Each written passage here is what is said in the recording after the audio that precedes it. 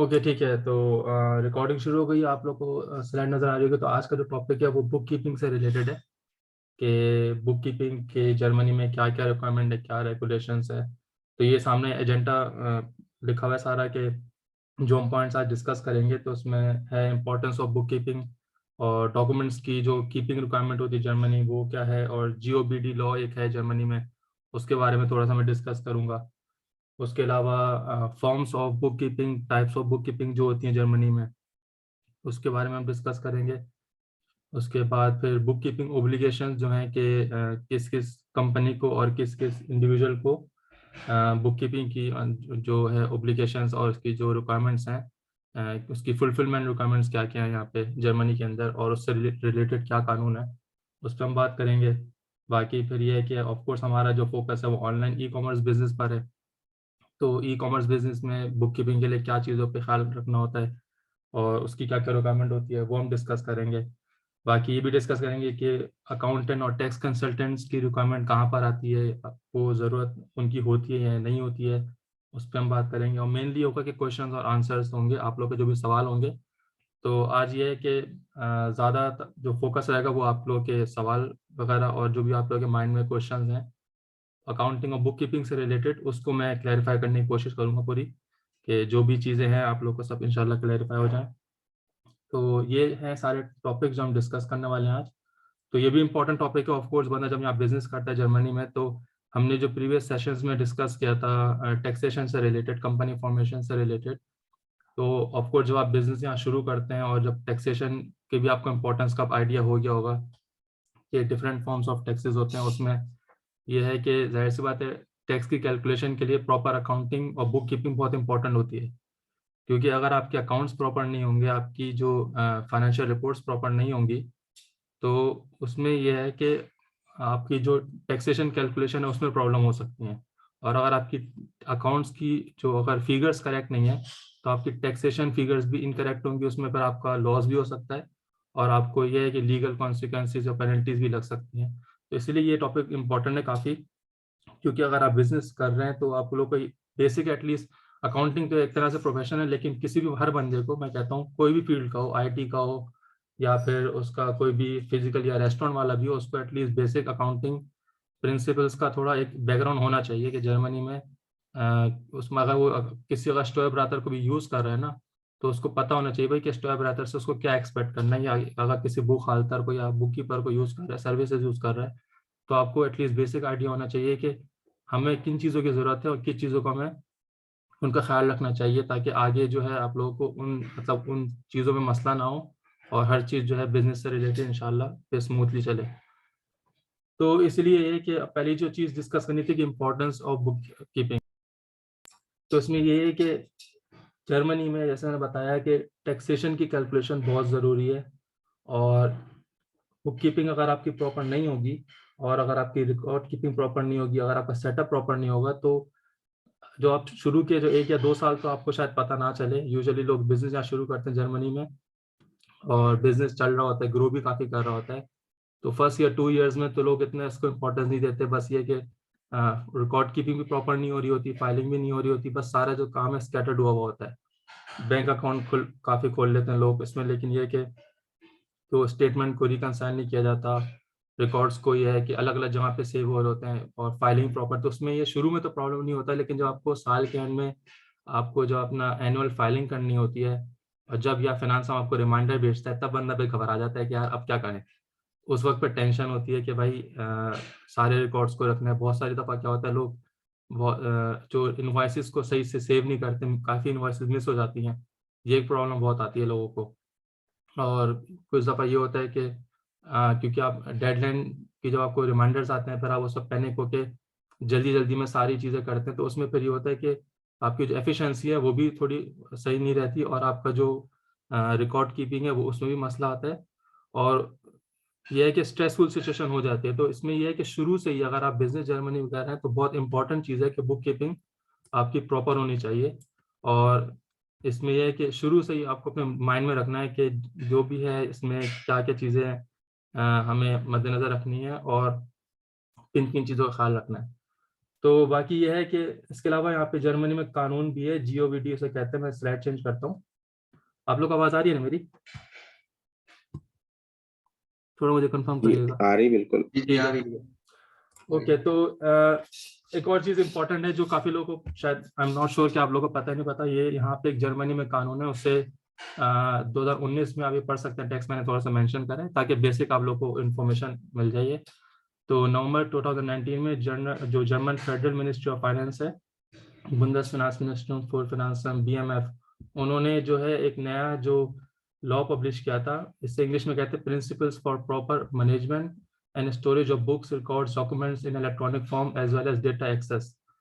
और जर्मन में से कहते हैं Grundsätze zur Ordnungsmäßigung Führung und Aufbewahrung von Büchern, Aufzeichnungen und Unterlagen in elektronischer Form sowie zum Datenzugriff। इसे जो शॉर्ट फॉर्म में कहते हैं GOBD। तो इस कानून की बहुत इंपॉर्टेंस है जर्मनी में। और जो भी अकाउंटेंट्स हैं, जैसे मैं अकाउंटेंट हूँ बाय प्रोफेशन, तो मुझे भी यह है कि मुझे भी अगर अकाउंटिंग सर्विसेज देनी होती है जर्मनी में, तो मुझे भी इस लॉ को कंप्लाइंट करना है कि अगर मैं किसी भी क्लाइंट को सर्विसेज दे रहा हूँ, तो मैं अगर जो अकाउंटिंग सॉफ्टवेयर यूज करता हूँ तो वो GOBD कंप्लाइंट हो। तो बेसिकली बताता हूँ है कि ये GOBD जो है वो प्रिंसिपल्स है प्रॉपर मेंटेनिंग की, रिकॉर्ड कीपिंग की, बुक्स को स्टोर करने की और डॉक्यूमेंट्स को इलेक्ट्रॉनिक फॉर्म में रखने के लिए। तो इसमें है कि GOBD डील करता है कि how to store information electronically and how to handle tax relevant document. The documentation requirement as well as the control and use of appropriate IT are regulated in this context. The GOBD also regulates the access of auditors and the scope of the guideline. Compliance with accounting processes and logging are also addressed। तो ये जो law है ना, ये address करता है कि Germany में कोई भी जो बिजनेस पर्सन है उसको रिकॉर्ड कीपिंग किस तरह करनी है। और अगर इन केस अगर फिनांस हमको इंफॉर्मेशन मांगता है आपसे, तो आपका जो डेटा एक्सेस है वो भी जो है सिंपल उसमें फॉर्म में होना चाहिए।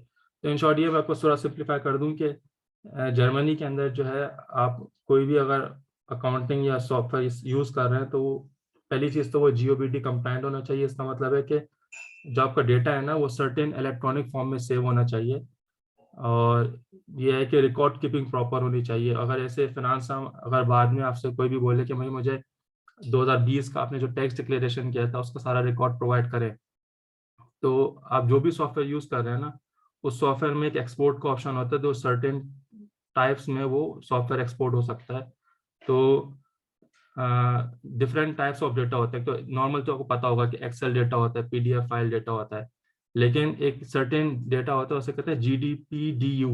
ये एक टाइप ऑफ डेटा है जो टैक्स ऑफिस अपने सॉफ्टवेयर में यूज करता है। तो ये थोड़ी टेक्निकल टर्म है, लेकिन बताने का मकसद ये है कि थोड़ा सा आप लोग को बैकग्राउंड पता हो कि कोई भी सॉफ्टवेयर आप लोग यूज करें ना ऑनलाइन, तो बस ये ध्यान में रखें कि वो GOBD से कंप्लाइंट होना चाहिए। अच्छा शहजाद, आपने हाथ उठाया, कोई सवाल आपका? फराज भाई, जरा ये क्लियर कर दें difference between record keeping and book keeping. Record keeping मतलब कि डेटा रखना अपने पास, फाइलों को संभाल के रखना, आपके पास जो भी इनवॉइसेस आ रही हैं उसको संभाल के रखना, डिजिटल फॉर्म में या फिजिकल फॉर्म में। आपने कोई भी माल खरीदा, चाइना से इंपोर्ट करा, तो उसकी जो इनवॉइसेस है, परचेज इनवॉइसेस, उसको संभाल के रखना अपने पास, या तो सॉफ्ट कॉपी में या हार्ड कॉपी में। या फिर आपने जो भी सेल्स करी, इनकम या रेवेन्यू जनरेट करी, उसका जो रिकॉर्ड है, अमेजोन पे सेल करा तो अमेजोन की सेल्स ट्रांजैक्शन रिपोर्ट या web transaction report soft copy में। या फिर अगर फिजिकल को सेल्स करी है तो उसकी जो सेल्स इनवॉइसेस होती हैं, तो उनको अपने रिकॉर्ड में रखने से कहते हैं रिकॉर्ड कीपिंग। और बुक कीपिंग का मतलब होता है कि उस रिकॉर्ड को प्रोसेस करना इन अ सेंस के पेपर, मेरे पास 10 पेपर पड़े हुए हैं, वो एक तरह से रिकॉर्ड है, अब वो मेरे पास रखा हुआ है, लेकिन उसमें कौन सा पेपर इनकमिंग इनवॉइस है, कौन सा एक्सपेंस इनवॉइस है, कौन सा जो है वो इलेक्ट्रिसिटी का बिल है, कौन सा जो है वो रेवेन्यू का बिल है, तो ये चीजें वो बुक कीपर उनको एलोकेट करता है, सॉर्ट आउट करता है, और सॉर्टिंग के बाद सॉफ्टवेयर में बुक करता है प्रॉपरली, तो उसे कहते हैं बुक कीपिंग। किसी भी चीज को प्रॉपर सॉर्ट आउट करना, एलोकेट करना, उसे प्रोसेस करना और उसको सही अकाउंट में बुक करना, उसे बुक कीपिंग कहते हैं। और अगर रॉ डेटा है उसको अपने पास संभाल के रखना, उसे रिकॉर्ड कीपिंग कहते हैं। ये चीज क्लियर है? जी ये क्लियर है। इस पे क्वेश्चन है, सेल इनवॉइसेस इंडिविजुअली सेव करनी पड़ती हैं फॉर रिकॉर्ड कीपिंग या फिर उसकी समरी? बेहतर होता है कि इंडिविजुअली भी करें, लेकिन समरी भी कर सकते हैं। मतलब जर्मन कानून कहता है कि कोई भी ट्रांजैक्शन हो कैश से रिलेटेड या फिर बिजनेस से रिलेटेड, उसका आपका रिकॉर्ड होना चाहिए, उसका आपका प्रूफ होना चाहिए। अगर वो टैक्स ऑडिट हो, टैक्स ऑडिट का मतलब क्या होता है कि आपने जब साल में जो आपने 11 सब्सिडी जमा कराई, और अक्सर दफा ये भी होता है कि 5 साल बाद फाइनेंस हम आपसे पूछ सकता है कि भाई आपने जो 5 साल पहले टैक्स डिक्लेरेशन किया था, हमें कुछ शक व शुबा है उसके ऊपर, अब हमें उसके एविडेंस प्रूफ ला के दें। बहुत दफा मैंने देखा, मेरे मेरे क्लाइंट्स के साथ भी हुआ है कि 2-2 साल पहले के भी फाइनेंस हम रिकॉर्ड मांग सकता है, 3-3 साल पहले की मांग सकता है। तो उसमें एविडेंस चाहिए होता है। ये लोग रैंडमली भी टैक्स ऑडिट करते हैं, स्पेशली जो फॉरेन एंटिटीज होती है ना, या फिर हाउसलैंडर्स होते हैं, तो उन पे ज़्यादा निगाह भी होती है फाइनेंस आर्म की। पता है आप लोगों को, ये है कि थोड़ा ये लोग प्रूडेंट बेसिस पे चलते हैं, तो रैंडम टैक्स ऑडिट्स भी हो रहे होते हैं कि किसी का भी केस उठा के वो लेटर भेज सकते हैं, भाई कि आपने जो टैक्स डिक्लेरेशन किया था, आपने ये प्रॉफिट और इनकम और एक्सपेंसेस दिखाए थे, आप हमें इन सब चीज़ का प्रूफ दें। तो आपके पास हर चीज़ का एक वैलिड प्रूफ होना चाहिए। वो डिजिटल फॉर्म में भी हो सकता है और हार्ड कॉपी में भी हो सकता है। लेकिन जैसा आपने कहा सेल्स का, तो इनवॉइसेस भी हों और बाकी उसकी कोई समरी है, तो वो दोनों चीजें हों तो बेहतर बेहतर रहता है। ठीक है जी, ये मैं इसलिए पूछा था क्योंकि मुझे भेजना था फॉर मतलब के 221 का जो था ना, वो मुझे इनवॉइसेस भेजनी थी टैक्स ऑफिस में ना, अपने स्टोयर ब्राउटर को। तो मैं ये सोच रहा था कि जी मैं जो है वो एक कम्युलेटिव समरी जो है वो जनरेट करके वो भेज दूंगा। उसमें सारी पता है कितनी सेल हुई है और कितने एक्सपेंसेस है ना, वो दो डिफरेंट ऑप्शंस सेलर सेंट्रल से निकल आते हैं। लेकिन उस पे क्लियरली मेंशन है कि ये रिपोर्ट आप जो है वो एज अ फाइनेंस में या टैक्स एडवाइजर को या कंसल्टेंट अकाउंटेंट को नहीं दे सकते, उसके उस पर्पस के लिए यूज नहीं कर सकते। तो फिर प्रॉब्लम ये आ रही थी कि यार अब मुझे इंडिविजुअल इनवॉइसेस ईच कस्टमर की जो है वो डाउनलोड करके भेजनी पड़ती। तो उसमें फिर अब उसको सॉर्ट कैसे किया जाए, दिया कैसे जाए, ताकि वो जो बुक कीपिंग करेंगे मेरे लिए, उनका टाइम भी रिड्यूस हो ताकि मेरी कॉस्ट रिड्यूस हो। तो इसलिए ये मैंने आपसे पूछा था। इसमें सीन ये है कि जब अकाउंटेंट या स्टोर ब्राउटर बुक कीपिंग करता है ना, तो उस वक्त अगर वो समरी से कंफर्टेबल है, तो वो उस वक्त तो काम चल जाएगा फॉर बुक कीपिंग पर्पस। कि वो समरी भी जो अमेजोन से निकल है, तो हम उस पर ट्रस्ट करते हैं कि सही होती है वो, तो उस पर समराइज इंफॉर्मेशन को भी हम प्रोसेस कर सकते हैं। लेकिन फॉर रिकॉर्ड कीपिंग पर्पस, मतलब उस वक्त फाइनेंस हम फौरन तो नहीं मांगता ना एविडेंस। जब हम साल का जो एनुअल डिक्लेरेशन जमा करा देते हैं, बाद में फाइनेंस हम पूछ भी सकता है या नहीं भी पूछ सकता। लेकिन अगर इनकेस टैक्स ऑफिस बोले कि जो आपने अगर 10,000 की सेल्स दिखाई है, इसकी हमें डॉक्यूमेंट्स दिखाएं, इनवॉइसेस दिखाएं, तो उस वक्त फिर आपको ऑफ कोर्स वो डाउनलोड करनी पड़ेंगी और टैक्स ऑफिस को भेजनी होंगी सारी। अच्छा फराज भाई, इस पे मैंने नोटिस किया था समरी के अंदर भी एरर थे। फॉर एग्जांपल सारी समरी ठीक थी फॉर 2021 फॉर 11 मंथ, दिसंबर के अंदर जो था वो उसमें वो थे, मतलब सेल ज्यादा थी और रिपोर्ट कुछ और दिखा रही थी। तो ये मैंने नोट किया है, तो इसलिए थोड़ा सा ना मैं उस पर ट्रस्ट नहीं कर रहा था, क्योंकि फिर अमेजोन से भी आप केस ओपन करते हैं तो वो रिपोर्टिंग के ऊपर बड़ा टाइम लग जाता हाँ, तो उसमें फिर ये है कि रिकंसाइल करना होता है कि डिफरेंस कितना बड़ा आ रहा है। और अक्सर ये होता है कि सेल्स का रिफंड्स भी आते हैं, कुछ अमेजोन एडजस्टमेंट्स भी करता है, तो रिकंसिलेशन करनी होती है। जैसे मैं भी एज अकाउंटेंट जब बुक कीपिंग कर रहा होता हूँ, तो दोनों चीज़ों को देखता हूँ, अमेजोन सेल्स रिपोर्ट्स को भी और वेट ट्रांजैक्शन रिपोर्ट्स को भी। और जो उनकी जो समरीज होती है उनको फिर रिकंसाइल करना होता है कि उसमें डिफरेंसेस अगर आ रहे हैं तो क्या वजह है उनके पीछे। और अगर कोई बहुत अनयूजुअल चीज़ हो, तो ऑफ कोर्स फिर आपको अमेजोन से रब्ता करना होता है कि भाई ये क्या रीज़न है इसके बिहाइंड। है। ओके जी, थैंक यू। हाँ, और ये है कि थोड़ा सा ज़्यादा टेक्स्ट लिखा हुआ है, आप लोग थोड़ा उसको रीड भी कर लें। और इससे रिलेटेड को सवाल हो जीओपीडी से तो मुझे बताएं। मैं लास्ट पैराग्राफ रीड करता हूँ कि the relevant change relates primarily to the recognition of digitally recorded documents. The provision of digital documents explicitly requires that the storage fully conforms to GOBD requirement. मतलब कि कोई भी डेटा अगर digital form में है, तो वो ये जो लॉ है जीओबीडी का, उसको उसके अकॉर्डिंगली होना चाहिए। Simply storing emails on the hard drive is not enough. मतलब ये है कि जब आप बुक कीपिंग कोई करता है ना, अगर आपका जो अकाउंटेंट या पे स्टोर रहता है प्रॉपर अगर बुक कीपिंग कर रहा है, तो जो भी आपकी इनकम और एक्सपेंसेस की रिकॉर्ड है सॉफ्ट कॉपी में, तो वो सॉफ्टवेयर में भी सेव होने चाहिए यूजुअली। जैसे ऑनलाइन सॉफ्टवेयर है लेक्स ऑफिस वगैरह, उसमें क्या होता है कि आप जब एलोकेशन कर रहे होते हैं किसी भी इनकम या एक्सपेंस की, तो आप उसके साथ एक डॉक्यूमेंट अटैच करते हैं। तो हर ट्रांजैक्शन के साथ एक डॉक्यूमेंट या समरी अटैच की जाती है, तो उस फॉर्म में यूजुअली होना चाहिए। ऐसा नहीं कि सिर्फ अपने हार्ड ड्राइव में या आपने रिकॉर्ड रखा हुआ है। मतलब अकाउंटिंग सॉफ्टवेयर में भी अब आजकल जो है नई टेक्नोलॉजी, अकाउंटिंग सॉफ्टवेयर में भी हम डॉक्यूमेंट्स को अपलोड कर सकते हैं और एलोकेट कर सकते हैं। तो वो जो है वो GOBD से कंप्लाइंट होता है। और इसमें जो है लास्ट सेंटेंस का, apart from digital record document the original documents normally should be retained for 10 years। Germany में ये एक बहुत इंपॉर्टेंट चीज़ है कि आपके जो रिकॉर्ड्स हैं सारे अकाउंटिंग के बिजनेस के, वो यूजुअली 10 साल तक आपको रिटेन करने होते हैं। 10 साल के बाद आप उनको फेंक सकते हैं।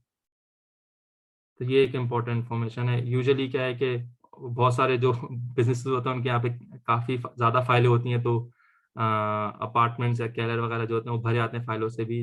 तो 10 साल से अगर पुराना डेटा आपका होता है ना, तो आप उसको फेंक सकते हैं। अगर फिनांस हम आए बाद में भाई के 10 साल पहले का रिकॉर्ड दिखाएं या 11 साल पहले का, तो उस वक्त आप उनको कह सकते हैं कि एज पर द लॉ हम 10 साल से ज़्यादा रिकॉर्ड कीपिंग फिनिश नहीं, हमने फेंक दिया, उसको डिस्कार्ड कर दिया। लेकिन विद इन 10 years का जो डेटा है ना आपको रखना है। इसलिए रखना है क्योंकि टैक्स ऑफिस कभी भी ऑडिट कर सकता है। तो ये एक इम्पॉर्टेंट चीज़ है जो ख्याल रखना होता है उसका। इसलिए मैंने जो लास्ट है कि due to the above law the accounting software should be GOBD compliant. मतलब जो भी ऑनलाइन सॉफ्टवेयर हो उसमें डेटा अपलोड का ऑप्शन होना चाहिए डिजिटल फॉर्म में। ट्रांजैक्शंस को जो उसकी जो इनवॉइसेज हैं उसको सेव करने का ऑप्शन होना चाहिए। अगर कोई ऑनलाइन सॉफ्टवेयर ये ऑप्शन नहीं दे रहा तो बेहतर है उसको ना यूज़ करें। ये मकसद है बताने का। कोई सवाल इस चीज़ से रिलेटेड?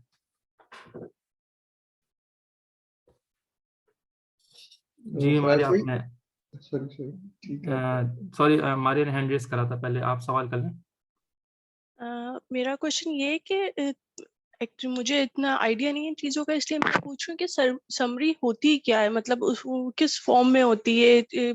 हम खुद लिख रहे होते हैं हाथ से बैठ के, या वो हमें जो मिलती हैं इनवॉइसेस बस उसका डेट और उसकी परचेजिंग की रेट वगैरह बस ये लिख के भेजना होता है, या पूरा एक टाइप ऐसे वगैरह लिखना होता है? या आपके पास कोई एग्जांपल है जो आप शो कर सकें तो थोड़ा क्लियर हो जाएगा कि समरी क्या है। और सेकंड क्वेश्चन ये है कि आप टूल्स वगैरह भी बताएंगे कि टूल्स कौन कौन से यूज करते हैं और कैसे यूज करते हैं?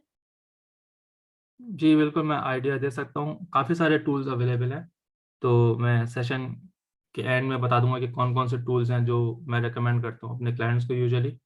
सॉफ्टवेयर में tools means online software available हैं काफ़ी, ऑफलाइन भी होते हैं काफ़ी सारे सॉफ्टवेयर और ऑनलाइन भी होते हैं। तो कुछ मैं ये है कि चैट में मेंशन कर दूंगा एंड में।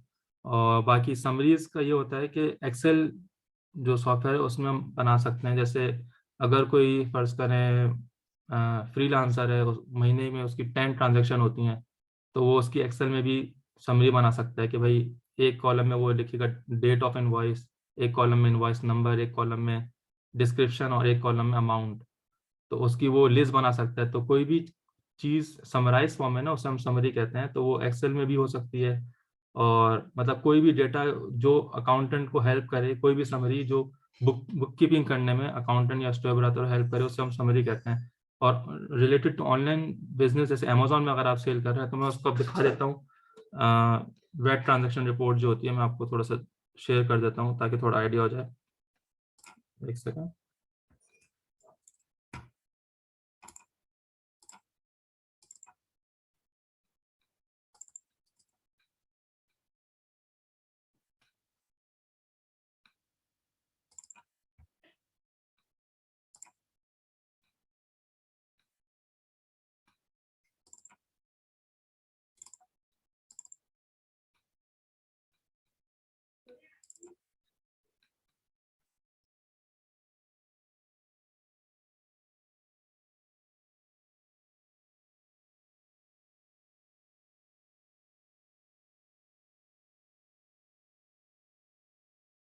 2 मिनट में शीट ओपन कर रहा हूँ, फिर शेयर करता हूँ।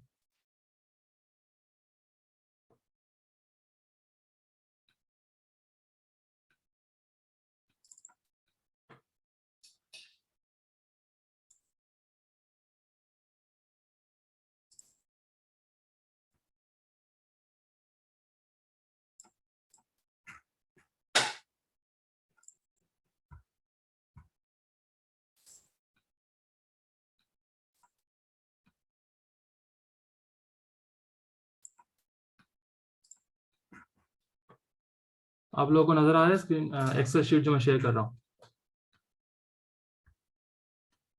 नजर आ रही नजर है असल। जी आ रही ठीक है। अच्छा, ये जो है अमेजोन वेट ट्रांजैक्शन रिपोर्ट है जो अमेजोन में सेलर सेंट्रल से डाउनलोड होती है। तो ये बेसिकली सेल्स की समरी है आपकी। तो ये रॉ डेटा होता है जो एक्सेल फॉर्म में होता है, सीएसवी फाइल में होता है, तो उसको हम एक्सेल में कन्वर्ट कर सकते हैं। तो ये अकाउंटेंट्स को या स्टोर बरादर को लाजिम चाहिए होती है कि इसी के थ्रू हम वैल्यू एडेड टैक्स की कैलकुलेशन करते हैं जो भी मंथली या क्वार्टरली रिपोर्टिंग होती है। तो इस एक्सेल शीट पे, काफ़ी कॉम्प्लिकेटेड शीट है, इसमें आप देख सकते हैं बहुत सारे आपके ना कॉलम्स होते हैं। तो इसमें मेन कॉलम ये होता है कि बीए जो होता है total activity amount VAT inclusive. तो इसमें मतलब आपके जो मेन है कि आइटम का वेट लिखा होता है, कॉस्ट प्राइस लिखी होती है, उसके अलावा वेट की प्राइस लिखी होती है, वेट की परसेंटेज। काफ़ी सारे इसमें अभी एम्प्टी हैं क्योंकि विदाउट वेट था ये। और शुरू के कॉलम्स में ये कि यहाँ पे मार्केट प्लेस मेंशन होती है कि कौन कौन सी मार्केट प्लेस में सेल और ट्रांजैक्शन टाइप्स होती हैं, डिफरेंट टाइप्स हो सकती हैं, सेल, रिफंड या फिर फुलफिलमेंट सेंटर ट्रांसफर या इनबाउंड जो आप इंपोर्ट करते हैं। तो इन चीज़ों को जो जो अकाउंटेंट होता है या फिर जो स्टोर बराबर होता है उसको समराइज करता है प्रोसेस करके। और फिर हम जो है, जैसे मैंने फ्रंट जो ये वाला जो है पेज, इसमें मैंने सारा डेटा को समराइज किया हुआ है कि लोकल सेल्स जर्मनी में क्या हुई हैं, distance sales Germany to Europe क्या हुई हैं, और जो इंटर कम्युनिटी परचेजेस हैं यूरोप से जर्मनी में वो क्या हुई हैं, और बाकी अगर B2B सेल्स हुई हैं तो वो क्या है। तो ये सारी इस तरह फिर इनको हम फॉर्मूलाज लगा के इसको अकाउंटेंट या स्टोर आता है उसको समराइज करता है। फिर समरी के बाद तो पता चलता है भाई टोटल जो वेट लायबिलिटी वो कितनी है। तो ये इससे मतलब बताने का मकसद था। हमारे आपका क्वेश्चन था कि समरी क्या होती है, तो ये है समरीज। जो इसमें भी देखें जो ट्रांजेक्शन है इसकी एक एक इनवॉइस तो नहीं मैं अभी मेरे पास है ना, कितनी ट्रांजेक्शन, जैसे फर्स्ट करिए जो क्लाइंट है इसकी जो 2018 में तकरीबन अमेजोन की जो सेल्स हुई थी वो 26,618 आइटम्स उसके सेल हुए थे। अब मैं 26,000 इनवॉइसेस अगर उससे मंगाऊं और उसको प्रोसेस करूं तो मुझे तो महीनों लग जाएंगे। तो इसलिए होता है कि अमेजोन में अकाउंटेंट्स प्रेफर करते हैं कि एक बजाय कि एक एक इनवॉइस डाउनलोड की जाए। अगर फिनांस हम मांगे, फिनांस हम को भी हम बता सकते हैं, मतलब वो भी समझते हैं चीज़ों को भाई कि एक एक इनवॉइस डाउनलोड करना बहुत एक हेक्टिक काम होता है उनको। अमेजोन का वैसे प्लेटफॉर्म को डायरेक्ट एक्सेस भी होता है जर्मन टैक्स ऑफिस को, तो यूजुअली वो भी इस रिपोर्ट पर रिलाई करते हैं, उसको एक्सेप्ट करते हैं अगर टैक्स ऑडिट हो। और क्योंकि काफ़ी डिटेल रिपोर्ट होती है, इसमें हर चीज़ मेंशन होती है कि प्रोडक्ट कहाँ से शिप हुआ। इसमें जो एक कॉलम होता है कि वापस ऊपर जाता हूँ, एक कॉलम होता है कि डिपार्ट कंट्री और अराइवल कंट्री, के माल शिप कहाँ से हुआ और जो है डिलीवर कहाँ पे हुआ। उसके अलावा एक कॉलम में वेट आईडी भी मेंशन होता है कि ट्रांजेक्शन B2B है या B2C है। तो ये सारी इंफॉर्मेशन इस रिपोर्ट से निकल आती है। इन शॉर्ट ये वेट ट्रांजेक्शन रिपोर्ट जो है ये मेन एक सोर्स डेटा होता है अमेजोन सेलर्स के लिए, जिसको अकाउंटेंट यूजुअली यूज करते हैं। जी शायद आपका सवाल कुछ? ये मेरा सवाल ये है, इन केस के वेट रिपोर्ट के अंदर कोई मिस्टेक हो तो उसकी लायबिलिटी स्टोयर ब्राटर उसको ओन करता है या फिर सेलर या हमारी रिस्पॉन्सिबिलिटी है? फर्स्ट थिंग ये। सेकंड, आपने मेंशन किया B2B ट्रांजैक्शंस। तो B2B ट्रांजैक्शंस फॉर एग्जांपल मेरा जो बायर है वो एक बिजनेस ने बाय किया विद इन द जर्मनी, क्या आप उसको B2B कह रहे हैं या फिर मैंने किसी और बिजनेस को सेल किया है उसको B2B कह रहे हैं? B2B मतलब कोई बिजनेस हो सकता है, लेकिन वेट ट्रांजैक्शन रिपोर्ट के लिए मैं जो होता है कि अगर जर्मनी से बाहर सेल कर रहे हैं किसी दूसरी यूरोपियन कंट्रीज में बिजनेसेस को, B2B मतलब बिजनेस टू बिजनेस है, लेकिन लोकली भी हो सकता है और जर्मनी से बाहर भी हो सकता है। लेकिन बताना मकसद है कि इस रिपोर्ट से हर चीज़ हमें मिल जाती है, सारी इंफॉर्मेशन इसमें मेंशन होती है और अकाउंटेंट्स इस रिपोर्ट पे ही बेस करके समराइज करते हैं इन्फॉर्मेशन को, फिर उसकी फाइलिंग की जाती है। और जो पहला सवाल था कि अगर इसमें मिस्टेक हो गई तो उसको ऑफकोर्स अकाउंटेंट और स्टोर आता है या सेलर लायबल नहीं होता, अमेजोन लायबल होगा क्योंकि अमेजोन ने मिस्टेक करी है अगर इसमें कोई हो यूजुअली। तो वैसे तो नहीं होनी चाहिए, कोई ना कोई रीजन होता है बिहाइंड, अगर कोई डिस्क्रिपेंसी है तो उसके पीछे कोई एडजस्टमेंट या रिकंसिलिएशन होती है। लेकिन क्योंकि रिपोर्ट अमेजोन के प्लेटफॉर्म से निकली है, उनके प्लेटफॉर्म पे सेलिंग हो रही है, तो उसको अमेजोन पे उसका लायबल है कि हम तो क्योंकि रिपोर्ट निकाल के उस पर बेस करके उसके ऊपर समराइज करके फिर फाइलिंग कर रहे हैं। तो अमेजोन, और यूजुअली अब तो आपने जो आपको शायद पता हो, जो नया कानून आया है जुलाई 2021 से, उसके बाद अब अमेजोन ही वैट कलेक्ट करता है मार्केट प्लेस का डीम रीसेलर बेसिस पे। शायद बहुत सारे अमेजोन सेलर्स ने नोट करा हो कि अब 19% वैट जो है वो जो नॉर्मल जो है वो अमेजोन आपके बिहाफ पे कलेक्ट कर रहा होता है और टैक्स ऑफिस को पे करता है, लेकिन फिर भी आपको वो चीज़ें डिस्क्लोज करनी होती हैं वैट ट्रांजैक्शन रिपोर्ट में। तो ये है अच्छा इन तो शॉर्ट जो समरी है जो हाँ, मैंने वेट ट्रांजैक्शन रिपोर्ट के ऊपर तो नहीं देखा। बहरहाल जो दूसरी ओवरऑल समरीज की रिपोर्ट मैंने जनरेट की है उस पे अमेजोन क्लियरली मेंशन करता है कि आप इनको फॉर टैक्सेशन पर्पस यूज नहीं कर सकते हैं रिपोर्ट्स को, but I am not sure about this VAT reports. इस पे मैंने अभी नहीं देखा, इसको मैं क्रॉस चेक कर लूंगा। ठीक है, लेकिन और यूजुअली अकाउंटेंट्स इस रिपोर्ट पे बेस करते हैं। जो जितने भी यहाँ पे स्टॉक ब्रातास वगैरह भी हैं वो वेट ट्रांजैक्शन रिपोर्ट पे बेस करते हैं, क्योंकि अगर मतलब आपके सामने जैसे कुछ बिजनेस है उनकी महीने की लाखों में सेल्स होती हैं, तो ऑफकोर्स स्टॉक ब्राता एक एक इनवॉइस नहीं मांगेगा इनिशियली आपसे, तो वो इन रिपोर्ट्स को ही समराइज करते हैं, इन्हीं को प्रोसेस करके फाइलिंग की जाती है। अच्छा, इसमें एक क्वेश्चन ये है, फॉर एग्जांपल लास्ट दिसंबर मैंने जो सेल की थी उसमें एक होता है ना कि आप अपने जो सेलर सेंट्रल में एक ऑप्शन है कि आप जो है वो वेट कैलकुलेशन अमेजोन करता है आपके लिए। ठीक है, कलेक्शन की बात नहीं कर रहा, कैलकुलेशन की बात कर रहा हूँ। तो उस वक्त वो मैंने एक्टिव नहीं किया हुआ था। आफ्टर 6 सेल मैंने उसको एक्टिव किया, तो वो जो उस मंथ दिसंबर में थी 6 सेल का, उसमें वेट नहीं लिखा हुआ, लेकिन जो बाकी सेल्स हैं उन उसका वेट रिपोर्ट के अंदर वेट सेपरेटली मेंशन है। तो इसमें एडजस्टमेंट मैं वेट की खुद कर लूँ उस रिपोर्ट के अंदर, या फिर मैं अमेजोन को क्लेम करूँ जी आप रिपोर्ट को जो है वो करेक्ट कर दें? क्योंकि वो वेट डिक्लेरेशन जो है वो इनवॉइसेस मैंने बाद में खुद मैन्युअली अपलोड की थी 6 कस्टमर्स के लिए।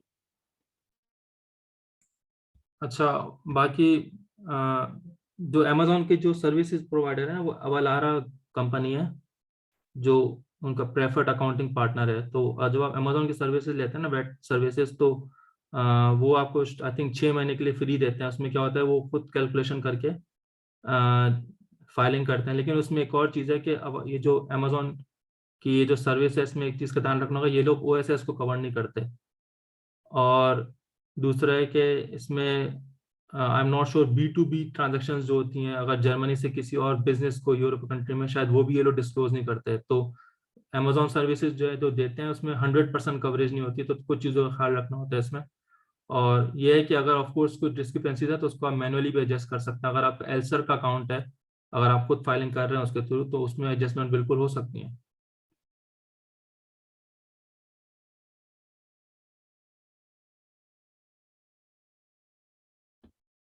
कुछ और सवाल आपका इससे रिलेटेड? नहीं जी, थैंक यू। ठीक है, तो आई थिंक आगे मूव करते हैं। तो बस ये GOBD का आप लोग को शायद अब आइडिया हो गया होगा थोड़ा, मतलब ये German online digital record keeping से रिलेटेड लॉ है। और बाकी बताने का मकसद थोड़ा सा बैकग्राउंड ये था कि कोई भी सॉफ्टवेयर यूज़ कर रहे हो या फिर आप जर्मनी में अगर बिजनेस कर रहे हैं तो अपने रिकॉर्ड्स को प्रॉपर रखें, हर चीज़ को डिजिटल फॉर्म में भी रख रहे हैं तो उसको उसका बैकअप ज़रूर बनाएं। और कभी अगर फाइनेंस हम मांगे तो एक्सेस होना चाहिए हर चीज़ का, और हर चीज़ का एक रिकॉर्ड होना चाहिए। अमेजोन में भी जैसे मैंने कहा कि समरी तो हम यूज़ कर सकते हैं फॉर कंप्लायंस और फाइलिंग पर्पस, लेकिन अगर फाइनेंस हम मांगे तो ऑफकोर्स आपको जो हर चीज़ की ट्रांजैक्शन की इनवॉइस भी आपके पास होनी चाहिए। अगर डाउनलोड नहीं की तो अमेजोन एटलीस्ट अमेजोन के प्लेटफॉर्म पे अवेलेबल होनी चाहिए।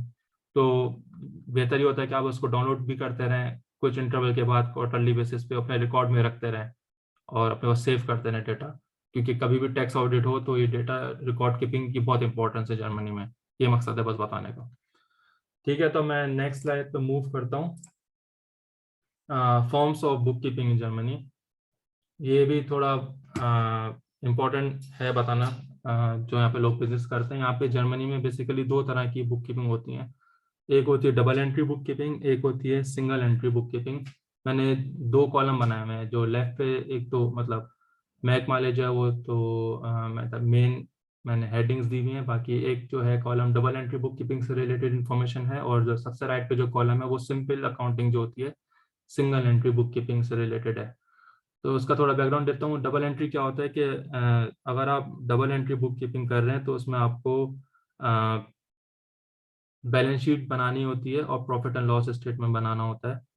और ये से पहला जो है मैं पहली जो रॉ है गोल्स जो मेंशन है कि डबल एंट्री बुक कीपिंग का गोल क्या होता है कि daily overview of the asset situation और systematic overview of all processes and assets, verifiability and traceability. मतलब गोल ये होता है डबल एंट्री बुक कीपिंग का कि प्रॉपर अकाउंट्स मेंटेन करना ज़रूरी होते हैं। उसके अलावा आपके जो इनकम और एक्सपेंसेस के अलावा आपके जो एसेट्स होते हैं और आपकी जो लाइबिलिटीज होती हैं उनकी भी प्रॉपर आपको जो है सॉफ्टवेयर के थ्रू या अकाउंटिंग सॉफ्टवेयर में बताना होता है कि उसकी क्या सिचुएशन है, आपके बिजनेस एसेट्स क्या हैं, आपकी जो लाइबिलिटीज हैं या लोन्स वगैरह भी हैं उसकी क्या सिचुएशन है, इन्वेंट्री की क्या सिचुएशन है। और राइट साइड पे जो लिखता है सिंपल अकाउंटिंग EUR मतलब होता है आइन्नामे ओवरशोज रेशनू, इसे simple profit and loss statement कहते हैं। इसमें इसका गोल होता है कि simple overview of the income and expenses at the end of the financial year. Simple accounting में आपको सिर्फ इनकम और एक्सपेंसेस से रिलेटेड चीज़ें दिखानी होती हैं, उसमें एसेट्स और लायबिलिटीज और इन्वेंट्री उन सब चीज़ों की पखराट नहीं होती। और प्रिंसिपल क्या है कि डबल एंट्री बुक कीपिंग की कि बिजनेस एसेट्स कंपैरिजन होता है, use of funds versus sources of funds. आपके जो पैसे जो आ रहे हैं उसकी सोर्स क्या है, आप पैसा अपना लगा रहे हैं या बिजनेस का पैसा लगा या फिर आप बैंक से पैसा ले रहे हैं और उसको किस जगह यूज कर रहे हैं। तो डबल एंट्री बुक कीपिंग में आपको सोर्सेज ऑफ फंड्स को भी क्लैरिफाई करना होता है और बिजनेस एसेट्स का कंपैरिजन भी क्लैरिफाई करना होता है। On the other hand simple accounting में आपको जैसे मैंने पहले कहा कि एसेट्स और लायबिलिटीज और कोई भी जो आपके लोन्स हैं या फिर या पेबल्स और रिसीवेबल्स हैं उसका इसमें ख्याल नहीं रखना होता है, इनफ्लो और आउटफ्लो बेसिस पे होता है।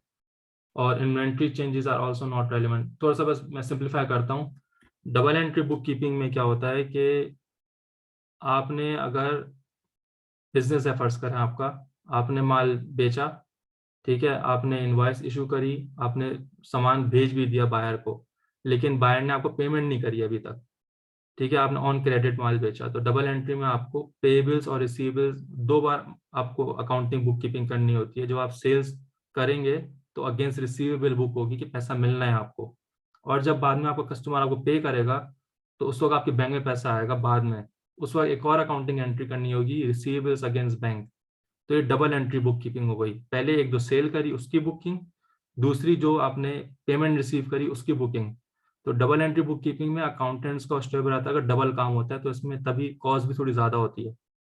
On the other and single entry book keeping में इनफ्लो और आउटफ्लो बेसिस पे काम हो रहा होता है कि कैश कब आया, कैश कब गया। तो सिंगल एंट्री बुक कीपिंग जब मैं इनवॉइस इशू करूंगा या माल सेल करूंगा ना, उस वक्त बुकिंग नहीं होगी। जब कस्टमर मुझे पे करेगा, जब मेरे अकाउंट में एक्चुअल कैश आएगा, उस टाइम पे बस एक सिंगल एंट्री हो जाएगी कि ये पैसा आया है और ये इनकम है। इसी तरह खर्चों का भी होता है कि अगर आपने चाइना से या पाकिस्तान से सप्लायर से माल खरीदा आपने, डबल एंट्री बुक कीपिंग में क्या होता है कि आपने जब परचेजेस करी, फर्ज करें जनवरी में आपको इनवॉइस मिली, फरवरी में माल आपको मिल गया, लेकिन आपने बोला कि मैं पेमेंट करूंगा मार्च में। तो डबल एंट्री बुक कीपिंग में आपको दो एंट्रीज करनी होंगी। एक तो जब आपको इनवॉइस इशू हुई, परचेज इनवॉइस अगेंस्ट पेएबल, वो बुक होगी, और जब आपने एक पेमेंट करी 2 महीने बाद या 3 महीने बाद, उस वक्त पेएबल अगेंस्ट बैंक। तो दो ट्रांजेक्शन एंट्रीज हो गई ना। थोड़ा आइडिया बताना चाह रहा हूँ सिंपल टर्म्स में। तो ये हो गई डबल एंट्री बुक कीपिंग। तो डबल एंट्री में क्या होता है कि जब आपको इनवॉइस इशू हो गई ना, आपको उसी वक्त परचेजेस बुक करनी है कि माल खरीदा है आपने, भले आपने पे नहीं करा लेकिन आपका एक्सपेंस बुक हो सकता है अकाउंट्स के अंदर। ये होती है double entry book keeping. Single entry में क्या है कि जब आप कैश पे करते हैं, जैसे मैंने माल जनवरी में खरीदा, इनवॉइस भी आ गई, लेकिन मैंने पे करा मार्च में, तो मार्च में मेरे बैंक से जो कैश गया ना, वो मैं दिखाऊंगा सिंगल एंट्री में कि मेरा कैश तो अब गया है। जब कैश गया तो मेरा उस वक्त खर्चा हुआ असल में टेक्निकली। तो वो होती है सिंगल एंट्री। तो डबल एंट्री बुक कीपिंग में कॉस्ट ज्यादा इसलिए होती है अकाउंटेंट्स, क्योंकि अकाउंटेंट्स को डबल काम करना पड़ता है। हर ट्रांजैक्शन को भले कैश हो, कैश की मूवमेंट हो नहीं हो, अगर इनवॉइस है इनकम की या परचेज की, उसको अकाउंट्स में बुक करना होता है। This is called double entry book keeping. Single entry में क्या है कि इनवॉइस भले आ गई है या इशू हो गई है, वो नहीं देखना होता, कैश पे देखना होता है कि कैश गया या आया है, वो होता है सिंगल एंट्री। तो वो सिंपल होता है। अकाउंटेंट्स को अगर आप बैंक स्टेटमेंट भी दे देंगे सिंगल एंट्री बुक कीपिंग में, तो उस बेसिस पे भी हम समराइज कर सकते हैं कि भाई बैंक में कितना पैसा आया उस साल में। अगर 20,000 पैसा आया, वो इनकम से रिलेटेड आया तो इनकम है, और अगर 15,000 खर्चा हुआ तो 15,000 का खर्चा है। ये होगी कैश अकाउंटिंग कहते हैं, सिंगल एंट्री को कैश अकाउंटिंग भी कहते हैं हम। On the other hand double entry जो वो कैश बेस नहीं होती, वो आपकी ट्रांजैक्शन बेस होती है, इनवॉइस बेस होती है कि आपका बिजनेस में मूवमेंट्स क्या हो रही हैं, पेबल और रिसीवेबल्स के अगेंस्ट बुक होती है।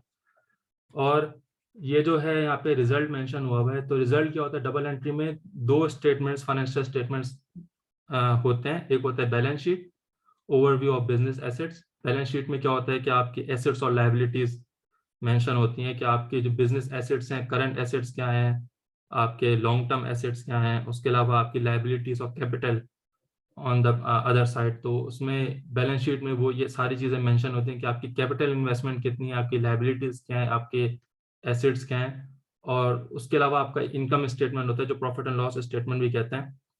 इसमें आप अपना ऑपरेटिंग प्रॉफिट और को भी कंपेयर करते हैं प्रीवियस ईयर से भी। अगर 2021 का प्रॉफिट एंड लॉस है तो वो 2020 से भी आपको कंपेयर करना होता है, दिखाना होता है। तो ये होता है आपका डबल एंट्री बुक कीपिंग में। फाइनेंशियल रिपोर्ट दो तरह की होती है, बैलेंस शीट और इनकम स्टेटमेंट। बैलेंस शीट को हम जर्मन में बिलांस कहते हैं, और इनकम स्टेटमेंट को कहते हैं हम गिवन ऑन फर्डोस रेशनो। अच्छा, on the other hand simple accounting में क्या होता है कि बैलेंस शीट की बनाने की जरूरत नहीं होती। उसमें आप सिर्फ सिंपल आईना में ओवरशोस रेशनिंग बना सकते हैं, जिसे कहते हैं इनफ्लो और आउटफ्लो। आपका जो है operating profit difference between income and expenses से एक simple profit and loss statement बनता है। उसमें आप दिखा सकते हैं कि आपकी इनकम कितनी थी और खर्चे कितने थे, बस। बैलेंस शीट आपको नहीं बनानी होती। तो ये है आपको यहाँ पे नज़ारा में समराइज किया हुआ है, होपफुली आपको ये हेल्पफुल हो। तो डबल एंट्री में आपको नजर आया कि भाई डबल डबल पोस्टिंग्स होती हैं, फिर बैलेंस शीट बनानी होती है। सिंगल एंट्री में on the end double posting नहीं होती, बैलेंस शीट नहीं बनानी होती। ये इसका एक बेसिक और इंपॉर्टेंट डिफरेंस हो गया। अच्छा, जब आप डबल एंट्री बुक कीपिंग करते हैं, आपको ओपनिंग बैलेंस शीट भी बनाते हैं, इसे कहते हैं एरोफनुंग्स। शायद जिन लोगों की यूजी वगैरह होगी तो उन लोगों को आइडिया होगा कि जो आप अपनी कोई कैपिटल कंपनी खोलते हैं, लीगल एंटिटी, तो आपको फिनांस आपसे इनिशियली भी एरोफनुंग्स बैलेंस या ओपनिंग बैलेंस शीट मांगेगा, तो वो एब्सोल्युटली नेसेसरी होती है डबल एंट्री बुक कीपिंग में। और सिंपल अकाउंटिंग में मैंडेटरी नहीं होती। इसी तरह इन्वेंट्री भी जो हो गई, अगर आप माल खरीद रहे हैं चाइना से या कहीं से भी, तो आपको उसकी प्रॉपर रिकॉर्ड कीपिंग करनी होती है कि अगर 10,000 यूनिट मंगाए थे, उसमें से 6,000 बिक गए, तो 4,000 आपके पास होने चाहिए। वो आपको दिखाना है बैलेंस शीट में या अपने सॉफ्टवेयर में दिखाना है कि 4,000 का स्टॉक पड़ा हुआ है। सिंपल अकाउंटिंग में जरूरत नहीं है इन्वेंट्री कीपिंग की। आपको बस कैश बेसिस पे, माल मंगाया था, 10,000 यूनिट मंगाए थे, लेकिन क्वांटिटी से मसला नहीं है, कितने का था वो। 20,000 का माल था, उसमें से आपका जैसे 10,000 का जो माल बिक गया, 10 का बचा है। तो सिंपल अकाउंटिंग में आपको इन्वेंट्री भी मेंटेन करने की जरूरत नहीं होती। तो आप देखना कि कितना बिग डिफरेंस आ जाता है सिंपलिसिटी में। दूसरा पब्लिकेशन होती है। पब्लिकेशन क्या है कि बुंदस अनजाइगर जो होता है, यहाँ पे कमर्शियल रजिस्टर जो होता है, डबल एंट्री बुक कीपिंग जो कंपनीज करती हैं, उनको बुंदसनजाइगर में अपनी पब्लिकेशन करनी होती है। There are different requirements depending on the size of the company and the legal form. On the other hand simple accounting में आपको पब्लिकेशन भी नहीं करनी होती। तो ये एक बेसिक डिफरेंस है forms of book keeping. Germany में ये दो तरह की बुक कीपिंग्स होती हैं, एक होती है डबल एंट्री, एक होती है सिंपल अकाउंटिंग, और दोनों मैंने यहाँ पे समराइज की हुई है। तो इससे रिलेटेड आपको कुछ सवाल है, मुझे बताएं। जी सर। महाराज भाई, इसमें एक चीज और क्लियर करते हैं, डबल एंट्री बुक कीपिंग किस टाइप ऑफ बिजनेस को करनी होती है। फर्स्ट क्वेश्चन ये है। सेकंड क्वेश्चन मेरा है इन्वेंट्री रिलेटेड।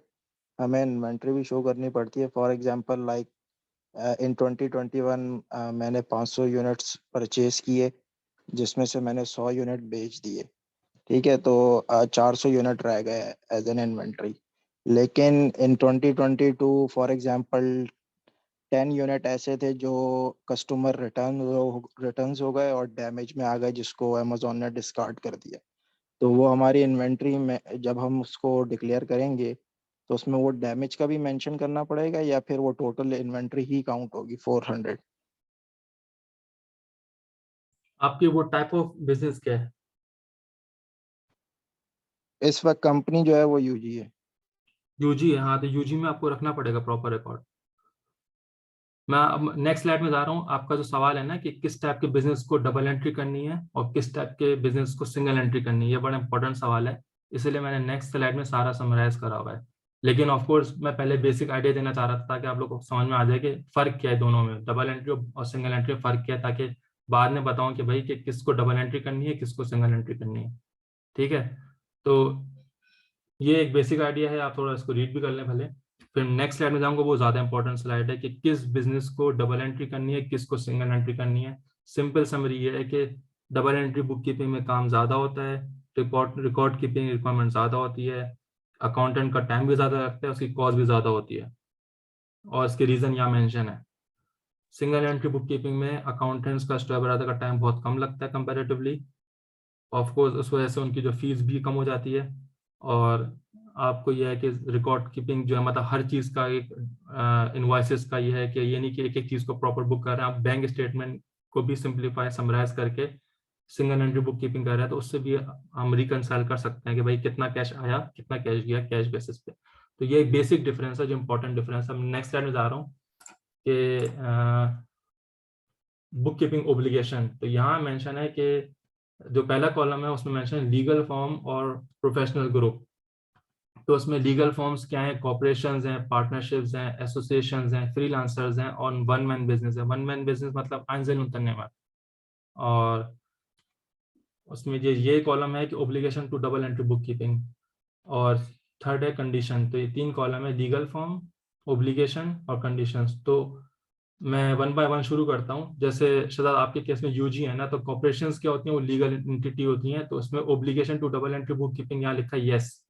इसका मतलब कि जो कॉर्पोरेशंस हैं, लिमिटेड लाइबिलिटी कंपनीज हैं या लीगल एंटिटीज हैं जैसे GmbH, एक्शन gesellschaft और यूजी जो होती हैं, इनको double entry book keeping compulsory होती है। और यहाँ भी लिखा हुआ है कि there is always an obligation to keep accounts even as a small business. तो इन योर केस आपको इन्वेंट्री का भी प्रॉपर रिकॉर्ड रखना होगा।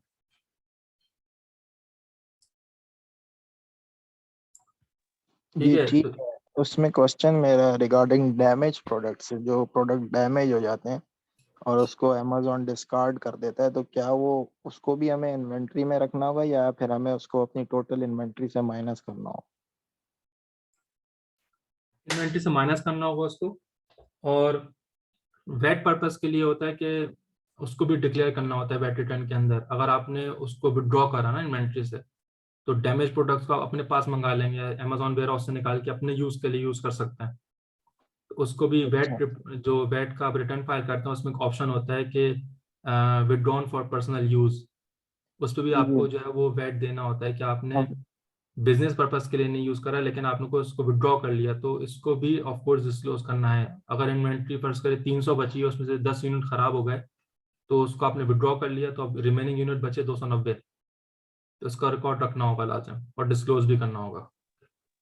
अच्छा, तो आई थिंक उसको अगर हम डैमेज मेंशन कर दें तो वो हमारी लाइफ इजी कर देगा, क्योंकि अगर हम उसको इन्वेंट्री से like for example initial purchase 500 unit थे और डैमेज निकालने के बाद 490 हैं, तो अगर हम उनको इनिशियली 490 बताएं तो उसमें तो मेरा ख्याल है इनवॉइसेस को भी अपडेट करना पड़ जाएगा। तो बजाय इसके कि हम उसको टोटल से माइनस करें, हम उसको एज अ डैमेज शो कर दें और उसकी प्राइस को उसके साथ रिकनसाइल कर दें। इसमें लेकिन प्रूफ भी देना होगा कि वाकई में वो यूजेबल कंडीशन में नहीं है। जैसे ना कोई हाँ, या Amazon Amazon basically for example show करता है ना कि आपके ये इतने डैमेज हैं, अगर आप इसको अपने पास रिटर्न मंगवाना चाहते हैं तो विद इन 1 मंथ आप उसको जो है वो अपनी सेटिंग में सेट कर दें, वरना वो ऑटोमेटिकली अमेजोन उसको डिस्कार्ड कर देता है। तो वो एक एक एलिमेंट है। हाँ, लेकिन फ्रॉम अकाउंटिंग पर्सपेक्टिव उसको इन्वेंट्री से माइनस करना होगा। जब डिस्कार्ड हो रहा है या अपने पास विड्रॉ कर रहे हैं, तो वो इन्वेंट्री में भी शो नहीं कर सकते आप डैमेज आइटम। रिकॉर्ड कीपिंग के लिए उसमें आपको माइनस करना होगा अपनी इन्वेंट्री में से। तो उसके अगर इन्वेंट्री से माइनस करता हूँ तो क्या मुझे इनवॉइस को अपडेट करना पड़ेगा? फॉर एग्जांपल बायर ने मुझे 500 यूनिट की इनवॉइस दी थी, नहीं, वो इनवॉइस अपडेट नहीं करना पड़ेगा। बस ये है ना कि एक आप जैसा आप माल सेल भी तो करते हैं, जब आप जी। माल सेल करते हैं इन्वेंट्री वैसे ही कम होती रहती है, उस वक्त भी आप इनवॉइस अपडेट नहीं करते, परचेज इनवॉइस। तो बस ये है कि आपको एविडेंस शो करना होगा कि ये जो आइटम है वो डैमेज हो गए हैं, वो प्रॉफिट एंड लॉस में एज अ लॉस बुक होंगे। मतलब आपने ओके माल जो ओके, बेचा उसके अगेंस्ट इनकम बुक नहीं होगी, लॉस बुक होगा। ठीक है, थैंक यू, अब क्लियर हो गया, थैंक यू। ठीक है, मतलब फॉर सिंपल एग्जांपल दे रहा हूँ, 10 आइटम डैमेज हो गए, उनकी हर आइटम की कॉस्ट थी 10 यूरो, 100 यूरो फर्ज करें, ठीक है। तो 10 आइटम आपने 100 यूरो पर पीस परचेज करे तो कितनी की कॉस्ट हो गई, 1000 यूरो की कॉस्ट हो गई। अब वो आइटम होगा डैमेज बियॉन्ड यूजेबल कंडीशन। अब 1000 यूरो की आपकी जो कॉस्ट प्राइस थी, अब उसको आप यूज तो नहीं कर सकते ना बेच सकते हैं, तो उसको आप इन्वेंट्री विड्रॉ करेंगे, इन्वेंट्री अमाउंट कम हो जाएगी और आपको इसमें प्रॉफिट एंड लॉस में 1000 का लॉस बुक करेंगे अगेंस्ट द इन्वेंट्री। ठीक है जी। ठीक है। अच्छा, दूसरा ये है पार्टनरशिप्स होती हैं। पार्टनरशिप्स यहाँ पे ओपन हैंडल Gesellschaft, OHG, Kommandit Gesellschaft, KG और GmbH एंड Co. KG, ये जो पार्टनरशिप की टाइप्स होती हैं। All partnerships that are listed in the commercial register, जो भी पार्टनरशिप कमर्शियल रजिस्टर पे रजिस्टर्ड होती हैं, यूजुअली इनको होना पड़ता है, तो उनको भी डबल एंट्री बुक कीपिंग करनी होती है, उनके पास सिंगल एंट्री का ऑप्शन नहीं होता। ठीक है। उसके अलावा एसोसिएशन ऑफ पर्सन, जो 1 से 2 बंदों की जो पार्टनरशिप होती है, जैसे जर्मनी में GbR कहलाती है, जैसे मियाँ बीवी मिलके एक GbR खोल सकते हैं, इसे कहते हैं Gesellschaft Bürgerliche Recht। उसमें यह है कि अगर वो उनका Gewerbeanmeldung नहीं है तो उनको डबल एंट्री नहीं करनी, लेकिन अगर Gewerbeanmeldung है उनकी तो डबल एंट्री बुक कीपिंग करनी होगी। फिर अगर फ्रीलांसर्स का ये एक इंटरेस्टिंग चीज़ है कि उनको डबल एंट्री नहीं करनी होती।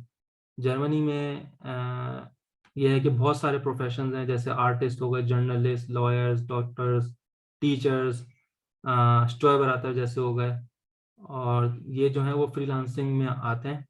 और इसका ये बहुत सारे प्रोफेशन है, यहाँ पे सिर्फ 4 मेंशन है, तो उसकी जो लिस्ट ऑफ प्रोफेशन है वो पैराग्राफ 18 इनकम टैक्स लॉ जो है EST की अनकॉमन स्टॉर्गेसेस, उसमें अगर आप नेट पे सर्च करें तो ये list of freelancer profession mention है। अगर आप उनमें से कोई भी काम जर्मनी में करते हैं तो आपको डबल एंट्री बुक कीपिंग नहीं करनी, regardless of company size, turnover, profit. मतलब आपको बुक कीपिंग की जरूरत ही नहीं है, आपको सॉफ्टवेयर को यूज नहीं करना, बस आप जस्ट अकाउंटेंट को अपना बैंक अकाउंट दे दें और सिंपल जो इनवॉइसेस बता दें भाई कि ये खर्चे हैं, ये इतना पैसा आया, इतना पैसा गया, और ये इन्फॉर्मेशन है, तो उस की बेसिस पे भी वो आपका 11 सब्सिडीज या एनुअल टैक्स डिक्लेरेशन बना सकता है। तो फ्रीलांसर्स को यहाँ पे एक छूट है जर्मनी में, एक तरह से आसानी की गई है उनके लिए कि उनको प्रॉपर अकाउंट बुक कीपिंग की जरूरत नहीं होती, मतलब इन सेंस ऑफ रिकॉर्ड, मतलब के सॉफ्टवेयर वगैरह यूज करके या किसी अकाउंटेंट को यूज करके उनको बुक कीपिंग नहीं करनी डबल एंट्री। सिंपल वो अपना जो कैश बेसिस पे दिखा सकते हैं भाई कि बैंक में 50,000 आए थे, उसमें से 40,000 का ये खर्चे हुए हैं, तो 10,000 का प्रॉफिट बचा, तो इस पर भी उनका काम चल जाता है। दूसरा ये यहाँ पे एक इम्पॉर्टेंट चीज़ है जो मेरे ख्याल से आप लोगों से रिलेटेड भी है, वन मैन बिजनेस, मतलब Einzelunternehmen। अब उसमें ये सवाल आता है कि डबल एंट्री करनी है या सिंगल एंट्री, उसमें depending on the merchant status and turnover limit. अब Einzelunternehmen में 2 चीज़ें हैं जनरली एग्जाम्प्ट होती है, एक्सेप्ट फॉर दीज 2 क्राइटेरियाज। ये ज़रा गौर से सुनने वाली इन्फॉर्मेशन है। Einzelunternehmen या वन मैन बिजनेस को डबल एंट्री बुक कीपिंग नहीं करनी होती नॉर्मल सिचुएशन में, अगर वो ये 2 क्राइटेरिया मीट नहीं करता। पहला क्राइटेरिया क्या, कि वो आएंगे तरागने कॉफमन नहीं है, मतलब जैसे फराज महमूद भाई के केस में उनका जो ग्रीन वेब बिजनेस है ना, वो Einzelunternehmen हैं वो, लेकिन उन्होंने अपने आप को कमर्शियल रजिस्टर में, हैंडल रजिस्टर में आइन तरागुम किया हुआ है, और वो उनके आगे लिखा हुआ है कि मतलब ई के है ये आई के तरागने कॉफमन, इनकी जो है वो Einzelunternehmen mit Eintragung है, जैसा उन्होंने प्रीवियस अपने सेशंस में भी क्लैरिफाई किया था। अगर Einzelunternehmen कमर्शियल रजिस्टर्ड में Eintrag होता है, उस सिचुएशन में डबल एंट्री बुक कीपिंग करना कंपलसरी हो जाती है। लेकिन अगर आपका Eintragung नहीं होता तो आप डबल एंट्री की जरूरत नहीं होती, आप सिंगल एंट्री बुक कीपिंग भी कर सकते हैं। दूसरा क्या है कि अगर आपका Eintragung नहीं है, लेकिन आपका साल का जो आपका नेट प्रॉफिट है वो 60,000 से कम है, या फिर आपके साल की जो रेवेन्यू है, ग्रॉस रेवेन्यू, वो 6 लाख यूरो से कम है, तो भी आप सिंगल एंट्री बुक कीपिंग कर सकते हैं। लेकिन अगर आपका नेट प्रॉफिट 60,000 यूरो से ज़्यादा है और साल की sales, gross sales 6 lakh euro से ज़्यादा है, तो आपको फाइनेंस काम कहेगा कि अब आप बैलेंस शीट बनाएं। सिंपल प्रॉफिट एंड लॉस अब इनफ नहीं है, क्योंकि आप ये थ्रेशोल्ड आपने क्रॉस कर लिया है, आपकी सेल्स ज़्यादा हो रही है, प्रॉफिट ज़्यादा हो रहा है, तो आपको बैलेंस शीट और प्रॉफिट एंड लॉस स्टेटमेंट बनाना होगा, डबल एंट्री बुक कीपिंग करनी होगी। तो आइंजल तनमर का बस मैं सिंप्लीफाई करता हूँ कि अगर आइंजल तनमर कमर्शियल रजिस्टर्ड में रजिस्टर्ड है, या तो ये थ्रेशोल्ड क्रॉस करता है सेल्स और रेवेन्यू के, तो उसे डबल एंट्री बुक कीपिंग करनी है। अगर ये क्राइटेरिया मीट नहीं करता तो वो सिंगल एंट्री भी कर सकता है। मतलब आपने अगर नए नए अमेजोन पे काम शुरू करा है, आपने अपना आइंजल तनमर रजिस्टर कराया, गवर्नमेंट मेल्डुम करा ली, आपने कमर्शियल रजिस्टर में आइन तरागुम नहीं कराई, और आपकी सेल्स जो है वो शुरू पहले साल में 1 लाख यूरो है और प्रॉफिट 25,000 का है, तो आप वो सिंपल, आपको बैलेंस शीट नहीं बनानी, सिंपल आइन नाम है उबरशुस रेशनुंग जो होता है प्रॉफिट एंड लॉस स्टेटमेंट आप बना सकते हैं। और आपके जो अकाउंटिंग एक्सपेंसेस हैं वो भी थोड़े, मतलब जो आप अकाउंटेंट को पे करते हैं वो कंपैरेटिवली उसकी फीस भी फिर कम होगी इसी वजह से। अच्छा, किसी ने हैंड रेस किया था, मुझे आप थे शायद, जी जी। सवाल आपका जी। ये वन मैन बिजनेस और फ्रीलांसर, सो फ्रीलांसर है, क्या उसे आइंसन उल्टा नेमिंग खोलनी पड़ेगी, या मतलब मेरे जहन में ये था कि फ्रीलांसर जो है जब वो अपनी सर्विसेज प्रोवाइड करता है तो उसे भी आइंसन उल्टा नेमिंग खोलनी पड़ेगी, लेकिन अब चूंकि यहाँ पे लिखा हुआ है कि फ्रीलांसर और वन मैन बिजनेस ये दो डिफरेंट एंटिटीज हैं, बिल्कुल तो मेरे डिफरेंट जहन है। में सवाल आया कि फ्रीलांसर फिर अपने सर्विसेज देने के लिए क्या करेगा, रजिस्टर कैसे होगा। I think it's of the topic but हाँ, ये बहुत इंपॉर्टेंट चीज़ है, यहाँ पे बहुत से लोगों को पता ही नहीं होता इस चीज़ के बारे में, वो मिक्स कर देते हैं दोनों चीज़ों को। बहुत सारे लोग जर्मनी में आते हैं, वो फ्रीलांसिंग के क्राइटेरिया मीट कर रहे होते हैं, वो या टीचर होते हैं, या आर्टिस्ट होते हैं, या लॉयर्स होते हैं, डॉक्टर्स होते हैं, वो समझते हैं कि मैं, या आईटी प्रोफेशनल लोग हैं, जैसे बहुत सारे पाकिस्तान से आते हैं आईटी प्रोफेशनल्स होते हैं, वो ग्राफिक डिज़ाइनर्स, वेब डिज़ाइनर्स, और जैसे बहुत सारे लोग हैं जो वेब डेवलपर्स हैं, प्रोग्रामिंग करते हैं, कोडिंग करते हैं, वो भी फ्रीलांसिंग के अंदर आते हैं। तो फ्रीलांसिंग में अपनी सर्विसेज देते हैं ना, तो ज़रूरी नहीं है कि वो अपना गिवरबेन मेल्डुम कराए। अच्छा, गिवरबेन मेल्डुम का मतलब होता है बिजनेस कर रहे हैं, लेकिन फ्रीलांसर का मतलब ये है कि फ्रीलांसर ट्रेडिंग नहीं कर रहा, वो माल तो खरीद बेच नहीं रहा ना, वो तो अपना अपनी सर्विसेज दे रहा है, अपना वक्त दे रहा है, वो कोई फिजिकल प्रोडक्ट तो सेल नहीं कर रहा, ट्रेडिंग ही नहीं कर रहा। जब ट्रेडिंग ही नहीं कर रहा तो बिजनेस नहीं कर रहा, वो बस फ्रीलांसिंग कर रहा है। तो फ्रीलांसिंग और ट्रेडिंग में फर्क है बहुत, जमीन आसमान का। तो बहुत से लोग फिर भी करते हैं, अपना गिवरमेंट मेल्डुम करा लेते हैं, और उसके बाद फिर वो आइंजल तनमर में भी रजिस्टर करा लेते हैं। उसके बाद ऑफ कोर्स जब वो आइंजल तनमर या गिवरमेंट मेल्डुम कराते हैं तो उनको फिर वो फ्रीलांसर नहीं रहते, वो आइंजल तनमर वाले क्राइटेरिया में आ जाता है। आइंजल तनमर वो होता है जो गवर्नमेंट मेल्डुम कराते हैं अपनी। लेकिन फ्रीलांसर अगर आप हैं, या आप उन प्रोफेशंस में आ रहे हैं जो पैराग्राफ 18 में मेंशन है इनकम टैक्स लॉ के, आपको गवर्नमेंट मेल्डुम कराने की जरूरत ही नहीं है, आपको सिर्फ फाइनेंस आर्म से टैक्स रजिस्ट्रेशन करानी है। आप फाइनेंस आर्म का जो टैक्स रजिस्ट्रेशन फॉर्म होता है, फ्रागे बोगनसुर स्टॉलेशर फासुंग, वो भर के भेजना है, आपका टैक्स नंबर मिल जाएगा, स्टॉल नंबर, उस पर आप अपनी सर्विसेज दे सकते हैं। सही, ठीक। दो लोगों ने हाथ उठाए हैं, पहले कौन पूछना चाहेगा सवाल?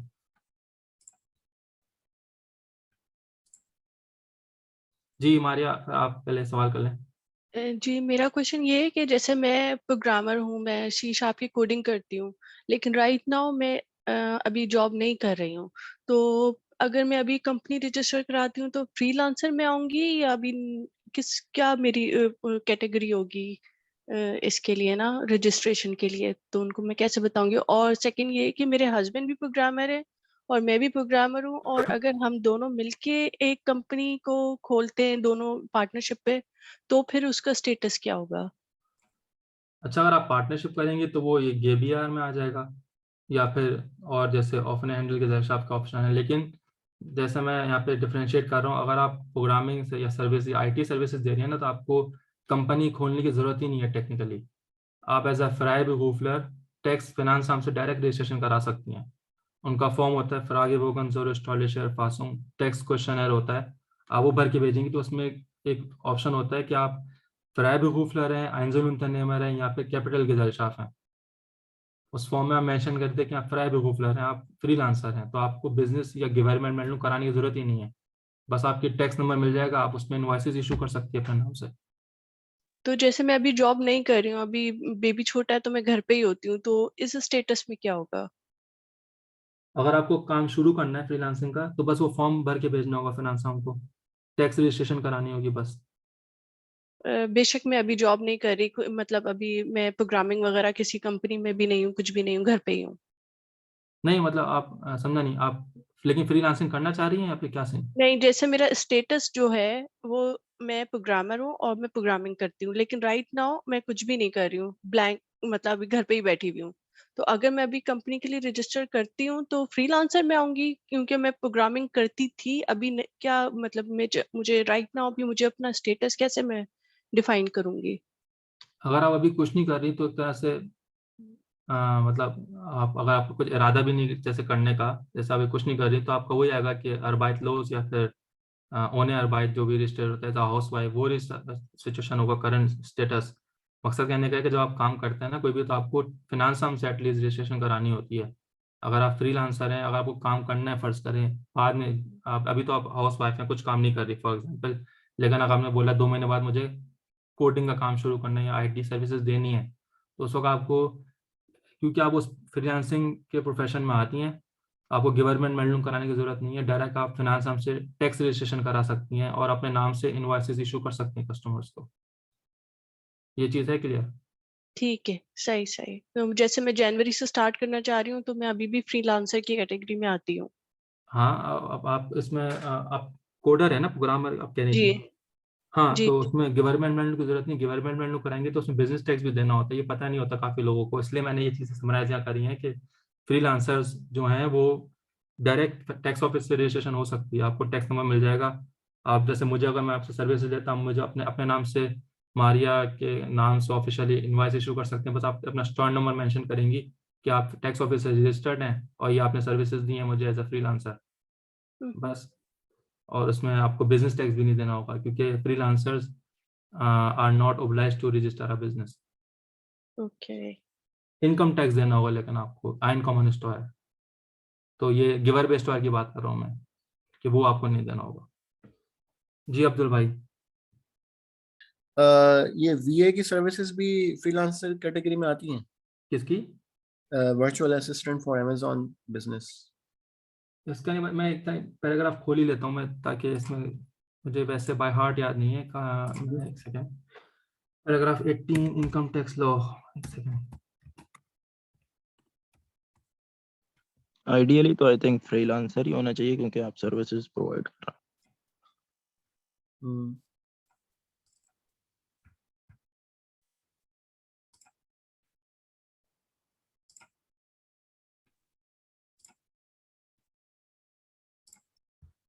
आप लोग को स्क्रीन नजर आ रहा है जो मैंने दूसरा चेंज करा है अभी? हाँ बिल्कुल। हाँ, ये मतलब एक वेबसाइट है गिजेट सिम इंटरनेट, मैंने उसको इंग्लिश में ट्रांसलेट करा है, ये आइन कॉमन स्टोर गिजेट पैराग्राफ 18, मैं इसको इंग्लिश में ट्रांसलेट कर रहा हूँ और थोड़ा सा जूम इन भी कर लेता हूँ। ये पहले इसमें मेंशन है, income from freelance work includes self employed scientist, artistic, literacy, teaching, educational work, self employed work of doctor, dentist, veterinarian जो आपके जो एनिमल डॉक्टर्स होते हैं, lawyers, notary public, patent attorneys, surveyors, engineers, architectures, commercial chemist, auditors, tax consultant, people in advisory capacity and business. तो और बाकी इसमें और भी हैं, auditors, tax agents, neuropath, dentist, physiotherapist, journalist, photo reporters, interpreters, translators, pilot, similar professions. और इसमें number of freelance profession with the meaning of sentence 1 and 2 is also self employed if he uses the help of technically trained workers. Okay. और generally जो आप जो services देते हैं ना, जैसे VA की सर्विसेज भी इसमें यूजुअली कवर्ड है, क्योंकि आप अपना कोई ट्रेडिंग नहीं कर रहे, आप सर्विसेज दे रहे हैं अपनी। और IT प्रोफेशंस और VA जो आप जो अपनी ऑनलाइन ई सर्विसेज हैं वो फ्रीलांस उसमें आती हैं। ठीक है। बिल्कुल, शुक्रिया, थैंक्स।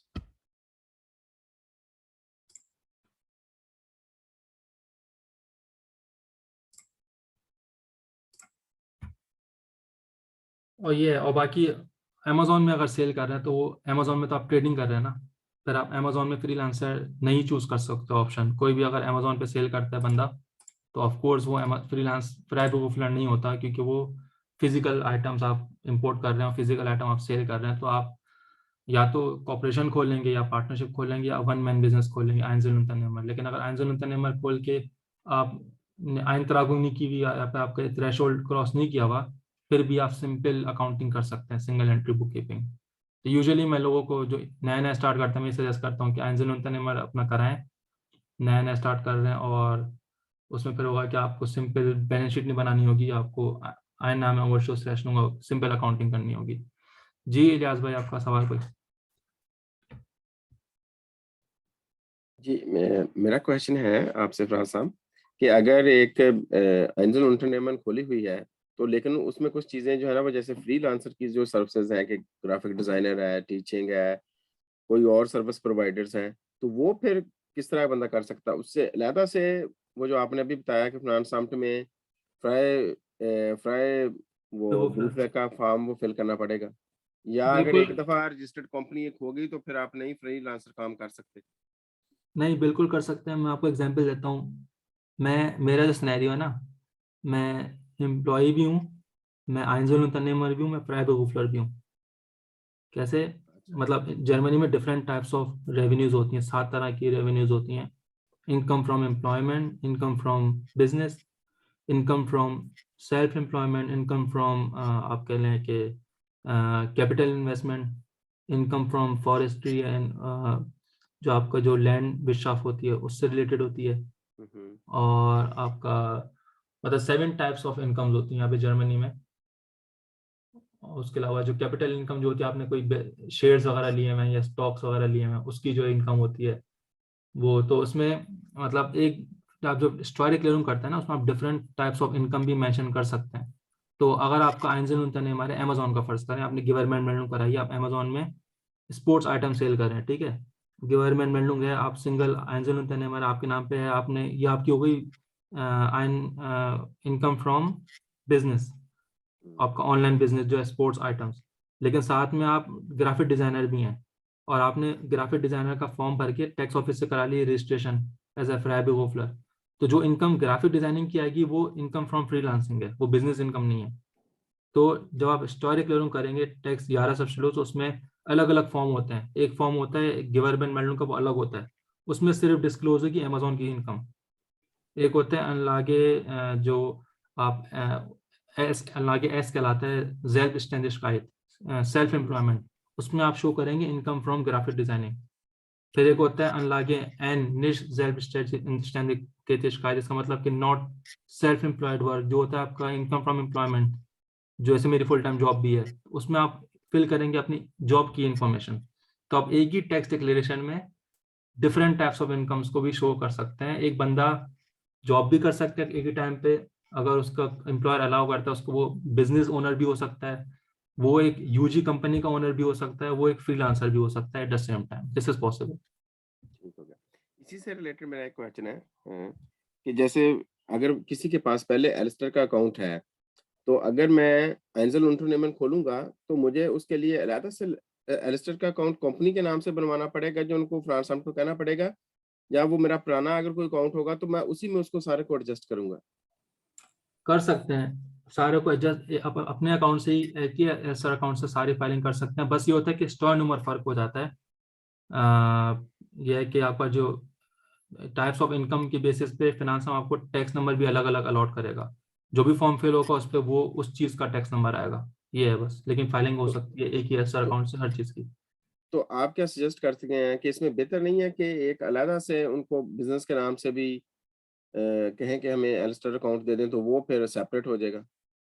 नहीं, लेकिन इनकम टैक्स डिक्लेरेशन तो कंबाइन होता है ना। जैसे मैंने कहा कि जब आप साल का जो टैक्स डिक्लेरेशन करते हैं, ऑल सोर्सेज ऑफ इनकम, आप एक टैक्स रिटर्न फाइल करते हैं कंबाइन, उसी में ही डिफरेंट अटैचमेंट्स होती हैं, income from business, income from freelancing, income from employment. तो ठीक। अब अलग अलग अकाउंट भले यूज करें, लेकिन टैक्स डिक्लेरेशन तो सारे ही एक ही साथ मेंशन करने होंगे। तो एक ही सर अकाउंट से भी सारे हम जब कर सकते हैं, तो कोई रीजन नहीं है दूसरा बनाने का। ठीक हो गया। तो ये थैंक चीज यू। क्लियर है ना, मतलब आपका जो एक इनकम टैक्स में अलग अलग अटैचमेंट्स होते हैं वो एक ही साथ कंबाइंड होंगी। इनकम मतलब एक बंदा है, जैसे मेरी एग्जांपल है, मेरी जॉब की फर्ज करे अगर इनकम है 60,000, बिजनेस की इनकम है 20,000 और फ्रीलांसिंग की है वो भी 20,000, तो टोटल इनकम हो गई 1 लाख। तो टैक्स ऑफिस पूरे 1 लाख को असेस करेगा, उस पर मुझे इनकम टैक्स मारेगा फिर। ठीक हो गया, थैंक यू। जी शहजाद भाई। फराज भाई, इसी से रिलेटेड क्वेश्चन है। फॉर एग्जांपल करंटली मैं जो हूँ वो एम्प्लॉय हूँ, मेरी वाइफ के नाम पे बिजनेस है, तो हम लोगों को जो है वो हम कंबाइन फाइल करते हैं ना इनकम टैक्स। तो अब हमारे जो वाइफ के नाम पे बिजनेस है उससे हम लोग कोई लाइक विड्रॉ नहीं कराते, लेकिन ड्यूरिंग इनकम टैक्स फाइलेशन हमें ये शो करना पड़ेगा कि वाइफ जो है वो ओन कर रही है बिजनेस, लेकिन हमारा उसमें कोई इनकम नहीं है इस वक्त, राइट? अगर आप एज अ कपल फाइल कर रहे हैं ना कंबाइन, तो ऑफ कोर्स मियाँ बीवी दोनों की इनकम डिस्क्लोज करनी होती है। आपका यूजी आपने कहा था ना है वाइफ के नाम पे, वो ओन जी करते हो ना। जी हाँ, तो जी। अगर अगर उन्होंने कुछ पैसा विड्रॉ नहीं करा या फिर सैलरी भी नहीं ली, तो कुछ इनकम डिस्क्लोज नहीं करनी होगी आपको अपने इनकम टैक्स डिक्लेरेशन में, लेकिन यूजी को अपना कॉर्पोरेट टैक्स डिक्लेरेशन फाइल करना होगा। ठीक है, हमें मेंशन करना पड़ेगा कि शी ओन्स यूजी? नहीं, इनकम ही जब नहीं आई ना, हम्म। तो उसमें वो फॉर्म नहीं भरना होगा वो वाला। ठीक है, तो ठीक हाँ, हो वो गया। तो ऑलरेडी फिनांस हमको तो वैसे ही पता है कि वो ओन करती हैं, लेकिन हम्म। बात होती है इनकम की, इनकम टैक्स डिक्लेरेशन में कि वो उन्होंने कोई रेवेन्यू या इनकम यूजी से ली या नहीं ली। अगर नहीं ली तो कुछ मेंशन नहीं करना। अच्छा, चलें, इसमें एक एक सवाल थोड़ा सा मेरा और है। जिस तरह हमने last time as a partner file किया था, अब इस साल हमारा एक न्यूबॉर्न बेबी भी हो गया है, तो हम लोगों की टैक्स क्लास थी 3 और 5। तो अब इस टैक्स क्लास को क्या मैं ये चेंज होगी या सेम रहेगी, या फिर मुझे सिर्फ उसमें इंफॉर्मेशन प्रोवाइड करनी पड़ेगी कि अब जो है वो थर्ड मेंबर भी है फैमिली में, तो उसका क्या इम्पेक्ट होगा? टैक्स क्लास 3 और 5 ही रहेगी, और ये बेस्ट कम्बिनेशन यही होता है। 4 और 4 उस वक्त होती है जब अगर वाइफ की इनकम आपकी लेवल की हो जाए। अगर हम्म। वाइफ की भी इनकम 60,000 है, हस्बैंड की भी 60, ऑलमोस्ट वही है फर्ज करें, हम्म। आसपास है, तो ये होता है कि फिनांस हम 4 4 अलॉट करते हैं, उसमें टैक्स थोड़ा ज़्यादा जाता है। 3 और 5 में क्या होता है कि एक बंदा ज़्यादा कमा रहा है, एक बंदा और उसको जो स्पाउस है उससे कम कमा रहा है, तो 3 और 5 की एलोकेशन वो बेस्ट होती है। जब अगर बच्चे पैदा हो जाते हैं तो उसके बाद फिर अनलागे किंद होता है, एक अटैचमेंट होती है चिल्ड्रन से रिलेटेड, वो इंक्लूड करनी होती है टैक्स डिक्लेरेशन में। तो ये एक अकाउंटेंट या टैक्स एडवाइजर का काम बढ़ जाता है, फॉर्म्स वगैरह थोड़े एडिशनल अटैच करने होते हैं, ये होता है बस। ठीक है जी, थैंक यू।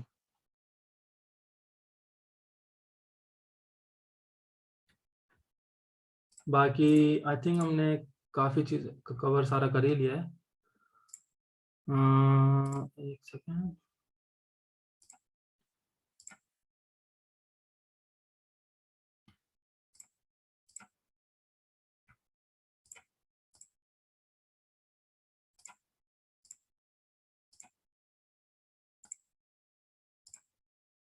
तो उसमें था बाकी दूसरा टॉपिक के book keeping for e commerce business और अकाउंटेंट और टैक्स कंसल्टेंट्स की क्या रिक्वायरमेंट्स हैं।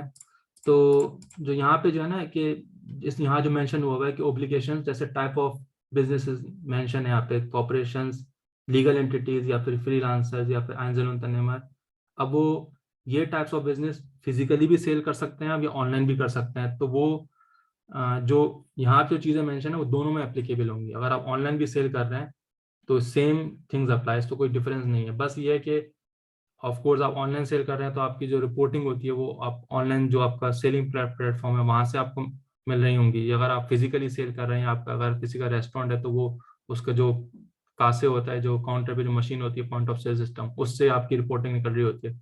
तो बस ये फर्क वहां आ जाता है कि रिपोर्ट जनरेशन, अकाउंटिंग इन्फॉर्मेशन कहाँ से जनरेट हो रही है, और अकाउंटेंट्स को और या टैक्स एडवाइजर्स को आपको हर चीज़ इन शॉर्ट देनी होती है प्रॉपर बुक कीपिंग के लिए।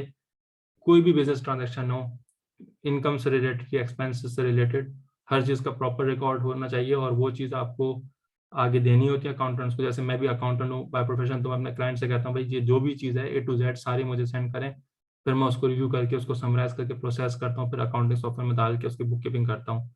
लेकिन ओब्लिगेशन से रिलेटेड जो इन्फॉर्मेशन बहुत इंपॉर्टेंट थी वो आप लोग को होपफुली हेल्पफुल हुई होगी, और स्पेशली आइंजन मुतनमा वाला जो पोर्शन है कि अगर आप ऑनलाइन भी सेल कर रहे हैं अमेजोन पे, तो अगर आप ये क्राइटेरिया मीट नहीं करते तो आप simple profit and loss statement basis पे सिंगल एंट्री बुक कीपिंग कर सकते हैं। लेकिन ऑफकोर्स ऑनलाइन जो सारा अमेजोन वाला रिकॉर्ड है आपको वो भी मतलब उसको सेव करना होगा, अपने रिकॉर्ड में डाउनलोड भी करते रहें। Web transaction report, sales report, summaries, और जो अमेजोन की इनवॉइसेज होती हैं आपकी, उनका भी रिकॉर्ड मेंटेन करते रहें। और बाकी अगर कोई भी आप किसी भी सर्विस यूज़ कर रहे हैं अकाउंटेंट वगैरह तक, आपको सब डेटा उनको प्रोवाइड करना होगा। दूसरा था कि एक और टॉपिक था कि अकाउंटेंट्स और स्टोर ऑपरेटर क्या कंपलसरी है जर्मनी में यूज़ करना, तो उसका सिंपल आंसर है कि कंपलसरी नहीं है। अगर कोई बंदा को बेसिक नॉलेज है, अगर वो खुद उसको थोड़ा आइडिया है अकाउंट्स का, सिंपल उसका बिजनेस मॉडल है, तो कोई ऐसी रिक्वायरमेंट नहीं है। इससे लोग समझते हैं कि स्टोर ऑपरेटर यूज़ करना ज़रूरी होता है, ऐसा नहीं है। आप बंदा खुद भी कर सकता है अगर, लेकिन ऑफ कोर्स टाइम देना होता है। लेकिन अगर आपका बिजनेस है, आप उसमें हज़ारों की ट्रांजेक्शन है महीने में, या फिर आप अच्छा कमा रहे हैं, तो एडवाइस यही होती है कि आप किसी जो प्रोफेशनल अकाउंटेंट को या प्रोफेशनल स्टोर ऑपरेटर को अपनी ये जो टास्क है उसको डेलीगेट कर दें, ताकि आप बिजनेस पे फोकस कर सकें। ऑफ कोर्स जो जैसे जैसे अकाउंटेंट्स या स्टोर ऑपरेटर क्वालिफाइड होते हैं, उनको एक उनकी फील्ड ही होती है, तो उनको पता होता है इन्स एंड आउट्स का कि कौन सी चीज़ किस तरह प्रॉपर करनी है। तो आपका इस पर ही हेडेक बच जाता है। थोड़े यही होता है आप पैसे देने पड़ते हैं आपको, लेकिन ऑफकोर्स आप फिर बिजनेस पे फोकस कर सकते हैं, ग्रोथ पे फोकस कर सकते हैं। तो अगर बंदा खुद करना चाहे तो खुद भी कर सकता है। ऑनलाइन टूल्स हैं, सॉफ्टवेयर अवेलेबल हैं काफ़ी। और जो मैं जो रिकमेंड करता हूँ ऑनलाइन सॉफ्टवेयर, वो लेक्स ऑफिस है, और safe desk of online software है वो है। और बाकी जो स्टॉय बनाता है, जो टैक्स एडवाइजर यूज़ करते हैं, जो सबसे जो फेमस सॉफ्टवेयर है जर्मनी में, वो दातिफ सॉफ्टवेयर है। दातिफ के अलावा दूसरा है एजेंडा सॉफ्टवेयर और लेक्सवेयर। ये तीन जो हैं वो ऑफलाइन मेजर सॉफ्टवेयर हैं जो अकाउंटेंट्स और स्टॉय बनाता जर्मनी में यूज़ करते हैं, दातिफ, एजेंडा और लेक्सवेयर। और ऑनलाइन में है कि काफ़ी सारे सॉफ्टवेयर हैं, बिलोमैट, लेक्स ऑफिस, सेव डेस्क, इस तरह के। और भी आप गूगल पे सर्च कर सकते हैं कि ऑनलाइन क्या क्या है। फ्रीलांसर्स के लिए एक और है गेट सॉर्टेड सॉफ्टवेयर, वो भी बहुत से लोग यूज़ करते हैं।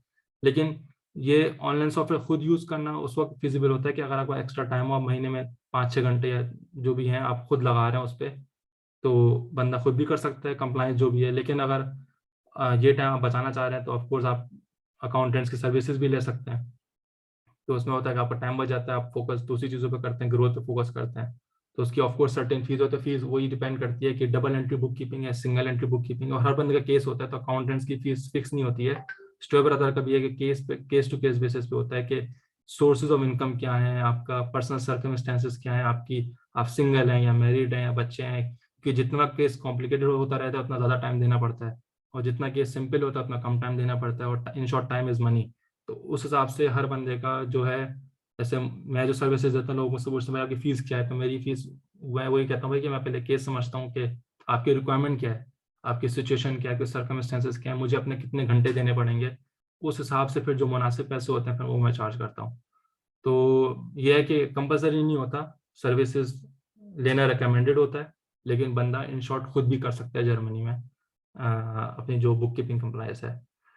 तो बस ये थी बेसिक इंफॉर्मेशन अकाउंट से रिलेटेड। और बस आई थिंक आप सवाल क्वेश्चन आंसर्स करते हैं, सेशन थोड़ा जल्दी ही पहले रैप कर देंगे। आई थिंक 1 बजे मेरी कॉल भी है, तो अब जो भी सवाल है मुझे बताएं। जी शहजाद भाई। फराज भाई, क्वेश्चन ये है, फॉर एग्जांपल हमने सर्विसेज ली स्टोयर ब्राटर से, राइट, और वो यूज करते हैं जिस तरह आपने बताया लोकल सॉफ्टवेयर लेक्सवेयर यूज कर रहे हैं, तो उसमें वो हमारी बिहाफ पे for example double book keeping कर देते हैं, तो हमें एज एन ऑफलाइन टूल है तो उसमें हमें तो उसका एक्सेस नहीं है कि उन्होंने क्या किया है क्या नहीं किया। मोस्ट प्रॉब्ली आई थिंक कि वो कोई रिपोर्ट्स भेजेंगे, तो उसमें कोई वे आउट है कि हम भी उस पर जरा क्रॉस चेक कर सकें भाई स्टोयर ब्राटर कर क्या रहा है। उसमें होता है कि आप ऑफलाइन सॉफ्टवेयर से रिपोर्ट्स निकलती हैं, जैसा आपने कहा ना, तो हर महीने उनको चाहिए जो बुक कीपिंग कर रहे हैं, या हर 3 महीने में आपको वो समरीज भेजें PDF फाइल में या एक्सेल फाइल में। एक तो जुमेन एंड जाल्दन लिस्ट होती है, ट्रायल बैलेंस होता है, और बाकी जाक कॉन्टेंट लिस्ट होती है, मतलब आपका चार्ट ऑफ अकाउंट और जो बुक कीपिंग के जो चार्ट्स होते हैं वो भी पीडीएफ में एक्सपोर्ट हो जाते हैं कि उन्होंने क्या बुकिंग की है। तो वो आपको सिंपली इजीली वो सॉफ्टवेयर से एक्सट्रैक्ट करके एक्सपोर्ट करके पीडीएफ फाइल आपको भेज सकते हैं, तो आप उसको रिव्यू कर सकते हैं। तो अगर आप सर्विसेज ले रहे हैं किसी भी अकाउंटेंट स्टोर ब्रदर की, तो बेहतर होता है कि हम उससे बोलें कि हर महीने या महीने में नहीं तो हर 3 महीने में आपको वो समरीज भेजते रहें कि उन्होंने क्या बुक करा है, ताकि आपको पता चलता रहे कि भाई कि अगर कोई चीज़ अनयूजुअल नजर आए आपको फौरन उसको आप बोलें कि करेक्ट करो या फिर जो भी एडजस्टमेंट्स करनी है वो करो। तो रिव्यू करना भी ज़रूरी होता है, जाहिर सी बात है। ठीक ठीक है। इसी पे एक क्वेश्चन मेरा और था कि अगर हम उनको अपनी वेट ट्रांजैक्शन रिपोर्ट सेंड कर दें, ये इनफ है उनके लिए? फॉर एग्जांपल वही बुक कीपिंग कर रहे हैं हमारे लिए, राइट? तो VAT transaction report would be enough for them, और हम अपनी रिकॉर्ड कीपिंग के लिए जो है वो ईच इनवॉइस को जो है वो सॉर्ट आउट करते रहे मंथ बाय मंथ, या फिर हम उनको इनवॉइसेस भी भेजें इन केस के कोई वो प्रॉब्लम करते हैं in terms of book keeping, उनकी तरफ से कोई इशू आता है? वो तो डिपेंड करता है स्टोर ब्रदर पे कि वो क्या प्रेफर कर रहा है। तो वो उनकी इंडिविजुअल चॉइस है। अगर वो समरी से बेस करना चाह रहे हैं तो वो बोलेंगे कि भाई सिर्फ फिलहाल समरी भेज दो, लेकिन अगर वो डबल चेक भी करना चाह रहे हैं तो वो शायद इनवॉइसेस भी मांग सकते हैं आपसे। तो वो स्टोर ब्रदर पे डिपेंड करता है। लेकिन ये है कि नॉर्मली वेट ट्रांजेक्शन रिपोर्ट के अलावा जो इनवॉइसेस अमेजोन की जो इनवॉइसेस होती है ना, एक्सपेंसिव इनवॉइसेस जो होती हैं, वो भी यूजुअली ज़रूरी होती हैं, वो भेजनी चाहिए। जी जी, एक्सपेंस इनवॉइस तो इतनी नहीं होती, वो तो इजी टास्क है। मेजर इशू जो लग रहा है वो सेल इनवॉइसेस का है, क्योंकि अभी तक मुझे इसमें कोई वो वे आउट नहीं दिखा कि मैं इन वन क्लिक जो है वो सारी मंथली रिपोर्ट जो है वो डाउनलोड कर लूँ सेल्स की। वो एक इंडिविजुअल टास्क दिख रहा था। लेकिन एक्सपेंसेस की तो फॉर श्योर मांगते हैं, उन्होंने मांगी है कि आपके जो भी एक्सपेंसेस हैं अमेजोन की, उसकी इनवॉइसेस भेजें। भाई हाँ, तो अगर वो मांगे तो उस डाउनलोड उनको दें उस वक्त, लेकिन अगर वो समरी पे भी बेस कर रहे हैं तो वो भी सही है फिर। ठीक है जी, थैंक यू सो मच। ठीक है, कोई और सवाल अकाउंटिंग बुक कीपिंग से रिलेटेड? जी मेरा फराज साहब एक क्वेश्चन है कि जो आपने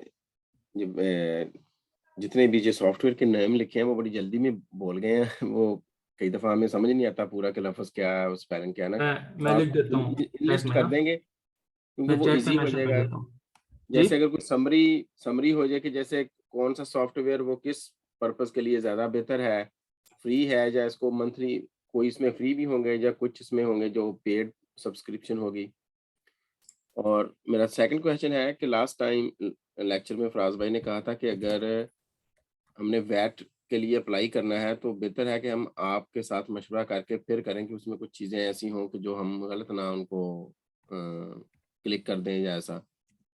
तो आपका कोई कॉन्टैक्ट नंबर होगा कि आपसे राब्ता किया जा सके? जो आपका ईमेल आईडी था वो मेरे पास पता नहीं शायद गलत लिखा हुआ है या i@safe.accounts or समथिंग करके, हाँ, मैं या अपना फ़ोन आप नंबर अपना टेलीफोन नंबर लिख दें वो ज़्यादा बेहतर होगा, बता मैं दें। लिख देता हूँ। फिलहाल मैं चैट में सॉफ्टवेयर के नाम लिख रहा हूँ, तो फिर मैं अपना फ़ोन नंबर भी मेंशन कर देता हूँ। Thank you.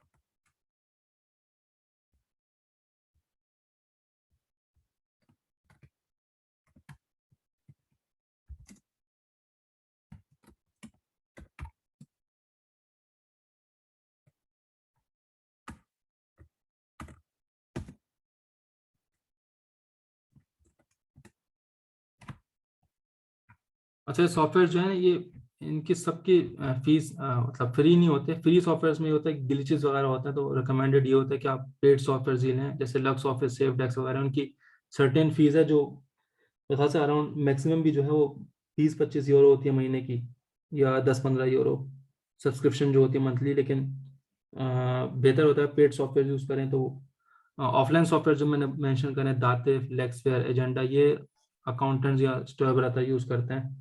और सारे सॉफ्टवेयर असल में उनका पर्पस सेम ही होता है कि प्रॉपर बुक कीपिंग की जाए और रिकॉर्ड मतलब अकाउंट से रिलेटेड जो भी ट्रांजेक्शन है उनकी एलोकेशन की जाए। ऑनलाइन सॉफ्टवेयर जैसे लेक्स ऑफिस है, सेव डेस्क वगैरह, इसमें बिलोमेट, इसमें अच्छी चीज़ क्या होती है, अपना बैंक अकाउंट लिंक कर सकते हैं। बैंक अकाउंट लिंक करने से क्या होगा, सारी जो आपकी बैंक की ट्रांजेक्शन है वो सॉफ्टवेयर में इंपोर्ट हो जाती हैं, और उसके बाद फिर आप एलोकेशन जो है एक्सपेंसेस की या इनकम की, जो भी आप बिल्स वगैरह अपलोड करेंगे सॉफ्टवेयर में, उसको आप एलोकेट कर सकते हैं हर बैंक की ट्रांजेक्शन के साथ। तो उसमें ये ऑनलाइन सिंक्रोनाइजेशन होती है बैंकिंग की उन सॉफ्टवेयर में, ये एक अच्छा एडवांटेज होता है ऑनलाइन सॉफ्टवेयर का। और बाकी एक और चीज़ मैं थोड़ा भी जहन में मेरे बताना ज़रूरी था, वो ये है कि अगर आपकी कोई कैपिटल की दर्शा है जैसे यूजी वगैरह है, तो उसका लाजिम बैंक अकाउंट अलग होना चाहिए। पर्सनल अकाउंट जो है कभी भी बिजनेस पर्पस के लिए यूज़ ना करें, क्योंकि उसमें फिर काम बढ़ जाता है अकाउंटेंट का। क्योंकि जैसे शहजाद के केस में वाइफ ओन करती हैं यूजी को ना, तो यूजी की जो भी खर्चे वगैरह हो रहे हैं ना, तो उसको यूजी का जो बैंक अकाउंट है उसके थ्रू ही होना चाहिए। अगर आप पर्सनल अपने अपने अकाउंट से फर्ज करें, कोई इनवॉइस पे करते हैं, तो वो फिर उसकी बुक कीपिंग इस तरह करनी होगी कि जैसे आपने लोन दिया उस लीगल एंटिटी को, क्योंकि आप नेचुरल पर्सन है, यूजी एक बिल्कुल सेपरेट अलग एंटिटी है, उससे आपसे लिंक नहीं करती। तो उसमें फिर यह है कि बुक ट्रांजेक्शन जो अकाउंटेंट को फिर इस तरह दिखानी होती है कि शहजाद ने जो है वो यूजी को लोन दिया है क्योंकि उन्होंने अपने बैंक से बिल पे करा है।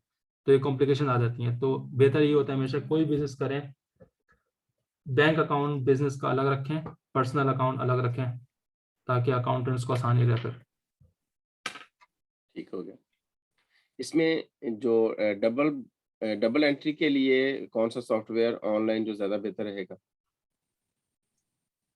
डबल एंट्री के लिए डबल जैसे थोड़ा एंट्री सा के लिए मैं देखता हूँ और भी नए सॉफ्टवेयर आए हैं। मैं इंशाल्लाह जो व्हाट्सएप ग्रुप में होगा या फिर फरहाद महमूद भाई को बोलूँगा बाद में ना आप लोग को लिस्ट दे दें। मैंने इसमें इतनी सॉफ्टवेयर पे रिसर्च की नहीं, लेकिन आजकल रिसेंटली जो लॉज वगैरह चेंज हुए हैं तो कुछ नए सॉफ्टवेयर मार्केट में आए, तो मैं थोड़ा सा गो थ्रू करूँगा सब पे, फिर मैं इंशाल्लाह आप लोगों को लिस्ट देता हूँ कि कौन कौन से सॉफ्टवेयर सिंगल एंट्री के लिए या फिर डबल एंट्री के लिए यूज़ करने चाहिए। तो ये मैंने बेसिक जो फेमस है वो बताया, लेकिन of course there are hundreds of software, तो वो मैं चलिए बाद में ठीक आप लोग को प्रोवाइड करता हूँ। ठीक हो गया, थैंक यू।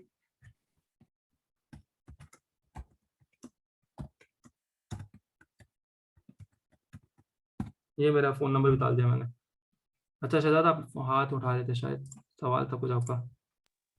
हाँ जी फरहाद भाई, रिलेटेड क्वेश्चन ही है। जिस तरह आपने कहा कि सेपरेट अकाउंट होना चाहिए, तो सेपरेट अकाउंट ही है, लेकिन जो आपको इनिशियल इन्वेस्टमेंट चाहिए होती है उसके लिए आपको ट्रांजैक्शन करनी पड़ती है। फॉर एग्जांपल मैंने जो है इनिशियल ट्रांजैक्शन की 15,000 यूरो की अपने पर्सनल अकाउंट से बिजनेस अकाउंट में, और वो एज अ लोन होगा जिस तरह आपने बात की। तो मुझे ये पूछना है कि हमें वाइल डूइंग दिस ट्रांजैक्शन हमें जो है वो एक कॉन्ट्रैक्ट बनाना पड़ता है, लोन कॉन्ट्रैक्ट।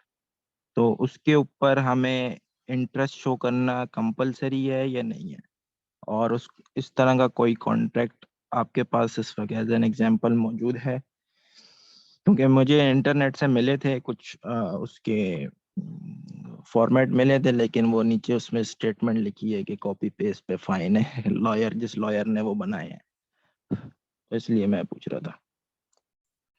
यूजुअली यही होता है कि दिस इज समथिंग लीगल, तो लीगल डॉक्यूमेंट्स में ऑफ कोर्स मैं भी एज एन अकाउंटेंट नहीं कोई चीज़ प्रोवाइड कर सकता, क्योंकि लीगैलिटी उसमें आ जाती है। कोई भी जो लीगल डॉक्यूमेंट है वो बेहतर होता है कि लॉयर ही ड्राफ्ट करे।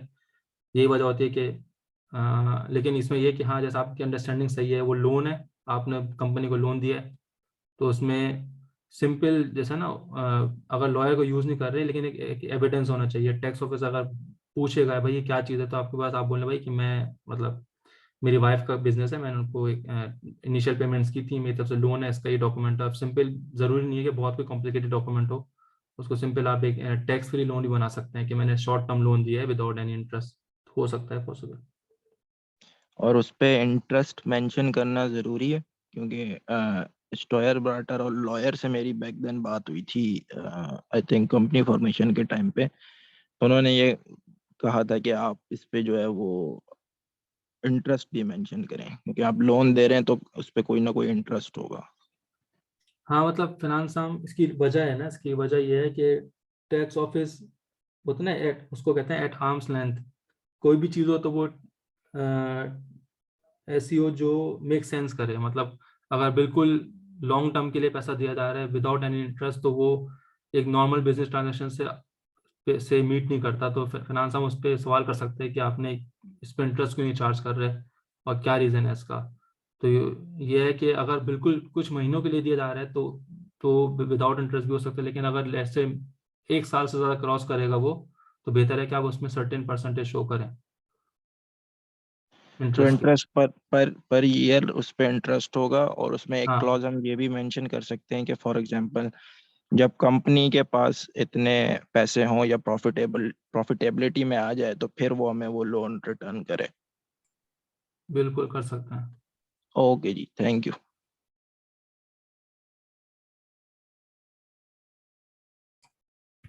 ठीक है, आई थिंक जो भी बेसिक पॉइंट्स थे, इंपॉर्टेंट पॉइंट्स थे, सारे मैंने डिस्कस कर लिए हैं। अब आप लोग बताएं कि हर चीज़ क्लियर है जो मैंने बताई है, कोई सवाल हो कुछ हो। आई होप के इंफॉर्मेशन हेल्पफुल होगी आप लोगों के लिए। जी, तो इसमें first of all thank you कि आप लोगों ने इस टॉपिक को जो है वो कवर किया।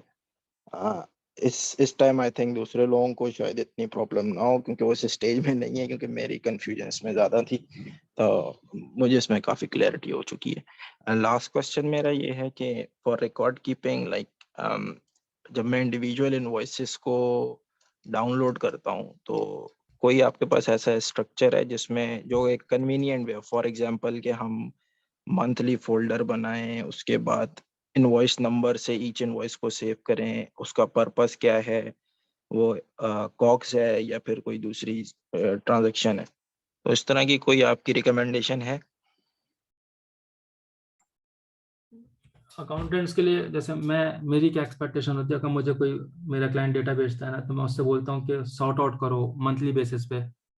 मतलब पहले एक फोल्डर बनाओ साल का कि 2021 की इनवॉइसेज हैं, फिर उसमें सब फोल्डर्स होते हैं ना हर महीने के, जनवरी फरवरी मार्च अप्रैल, वो हो। और हर महीने के फोल्डर में 2 फोल्डर और हो, इनकमिंग इनवॉइसेस, आउटगोइंग इनवॉइसेस, मतलब कि एक्सपेंसेस और इनकम की इनवॉइसेस। उससे फिर बहुत आसानी हो जाती है अच्छा, इस तो तरह। आप फर्दर आप लाइक एक्सपेंसेस के फोल्डर में भी आप फर्दर उसको ब्रेक डाउन फॉर एग्जांपल कर सकते हैं कि वो ऑपरेटिंग कॉस्ट है या सर्विस कॉस्ट है। हाँ, तो उसमें मतलब जितना उसका आप ब्रेक डाउन सही, करेंगे उतना कन्वीनियंट रहेगा अकाउंटेंट्स के ठीक है, लिए। ठीक है, मैं पॉइंट समझ गया आपका, थैंक यू। क्योंकि अगर आप 400 इनवॉइसेज एक ही फोल्डर में भेज देंगे तो जाहिर सी बात है, तो उसमें फिर डबल वर्क लगाना पड़ेगा सॉर्ट आउट करने में फिर। जी फराज अहमद भाई। अच्छा, मेरा भी एक सवाल है, शायद बीच में गुजरा हो, तो वो मैं चाहता हूँ कि चले अगर रिपीट भी हो रहा है कि जो अमेजोन की आती हैं पेमेंट्स वगैरह, उस पे जो वैट है, जैसे शहजाद ने भी क्वेश्चन किया कि हमें इंडिविजुअल सेल्स को भी ट्रैक डाउन करना, ट्रैक रिकॉर्ड उनका रखना पड़ेगा, और उसके अलावा जो अमेजोन की पे आउट्स आती हैं हमें जिसपे से वो अपनी फीस वगैरह काट देते हैं, या उसी पे हम वैट को डिटरमिन करेंगे जो भी फिनांस हमने पे करना है, क्योंकि ये दो डिफरेंट चीज़ें हो जाती हैं वैसे प्रिंसिपली। तो आपका रिकॉर्ड कीपिंग से रिलेटेड सवाल है या बुक कीपिंग से रिलेटेड, किस सिनेरियो वो में बुक पूछे? कीपिंग से रिलेटेड जो है। हाँ, बुक कीपिंग में यह है कि ऑफ कोर्स हर चीज़ को रिकंसाइल करना होगा आपस में ना, कि एक्चुअल सेल्स कितनी हुई हैं, अमेजोन के डिडक्शंस कितनी हुई हैं, और नेट अमाउंट बैंक में कितनी आई है, वो हर चीज़ अकाउंट्स में डिस्क्लोज करनी होगी। मतलब उसकी हर चीज़ की डिटेल समरी बनानी होगी और रिकंसाइल करना होगा। जैसे एक्चुअल सेल 20,000 की हुई है, उसमें से आपके 5,000 के जो हैं वो अमेजोन के एडवर्टीजमेंट के एक्सपेंसेस हैं, 15,000 बचे, उसमें से 2,000 जो है वो फुलफिलमेंट सेंटर की फीस है, तो 13,000 बचे। उसके बाद फिर और डिडक्शंस वगैरह हो के आपके अकाउंट में 9,000 आए। तो एक तरह से ये नहीं कि सिर्फ 9,000 आपकी रेवेन्यू थी, रेवेन्यू तो 20,000 की थी ना, तो इनकम 20,000 की शो होगी और बाकी भी खर्चे अलग से शो होंगे, फिर नेट जो बैंक में आया उससे रिकंसाइल होगा। तो हर चीज़ को करना होगा रिकंसाइल A to Z। अच्छा फराज भाई, सॉरी इंटरप्ट कर रहा हूँ, रिकंसाइलेशन में नेट अमाउंट जो बैंक में आएगी उस पे रिकंसाइलेशन होगी, या फिर क्योंकि अमेजोन जो है ना वो अमाउंट को होल्ड भी करता है, फॉर एग्जांपल अब 900 यूरो पड़े में, फॉर एग्जांपल, ठीक है, तो 900 यूरो में उन्होंने नेक्स्ट सेटलमेंट पीरियड में हमें 500 यूरो भेज दिए जो मेरे बैंक अकाउंट में आई है, और 400 यूरो जो है वो अमेजोन के अपने अकाउंट में पड़े हुए हैं इस वक्त, ठीक है, फॉर ओपनिंग बैलेंस कह लें या फॉर उसमें एक नाम होता है मुझे याद नहीं है। तो रिकंसाइलेशन हम वो 500 यूरो की करेंगे या फिर हम जो है जो ऑलरेडी अमेजोन के अंदर भी मौजूद है, क्योंकि वो पैसा तो हमारा ही है, वो अगली सेटलमेंट में उन्होंने भेजना है, तो उसकी रिकंसाइलेशन का क्या प्रोसेस? उसका ये है कि अगर ऑफलाइन सॉफ्टवेयर यूज कर रहे हैं तो उसमें ये होता है कि अमेजोन से आप एज अ रिसीवेबल शो कर सकते हैं कि पैसा तो आ गया लेकिन अमेजोन ने भी बैंक में नहीं भेजा, तो अगेंस्ट रिसीवेबल उसको हम बुक कर सकते हैं कि ये पैसा भी आना है लेकिन ऑन होल्ड है। मतलब फ्रॉम अकाउंटिंग पर्सपेक्टिव उसको हम सॉफ्टवेयर में इंक्लूड कर सकते हैं, बट एज अ रिसीवेबल। हाँ, उसको as a receivable for example मैंने शो कर दिया 400 यूरो आना है, लेकिन 400 यूरो आया नहीं क्योंकि अमेजोन ने जो है वो नेक्स्ट सेटलमेंट पीरियड जो है वो फॉर एग्जांपल अगले मंथ पे चला गया और उसने अमेजोन ने अपनी स्टोरेज फीस और काट लिया, मतलब वो 400 यूरो से कम हो गया और सेल भी नहीं हुई, तो उसमें फिर उसको हमें किस तरह एडजस्ट करना होगा? जैसे पहले महीने में 400 होल्ड पे तो वो अगेंस्ट रिसीवेबल बुक है, अब अगले महीने उन्होंने वो 400 नहीं भेजे, खर्चों में एडजस्ट कर लिए, तो वो रिसीवेबल अगेंस्ट एक्सपेंस रीएलोकेट हो जाएगा। ओके ओके ओके जी, थैंक यू।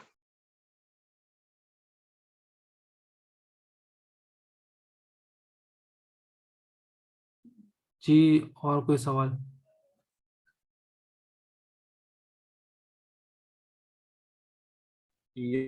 यस, मेरा एक सवाल है।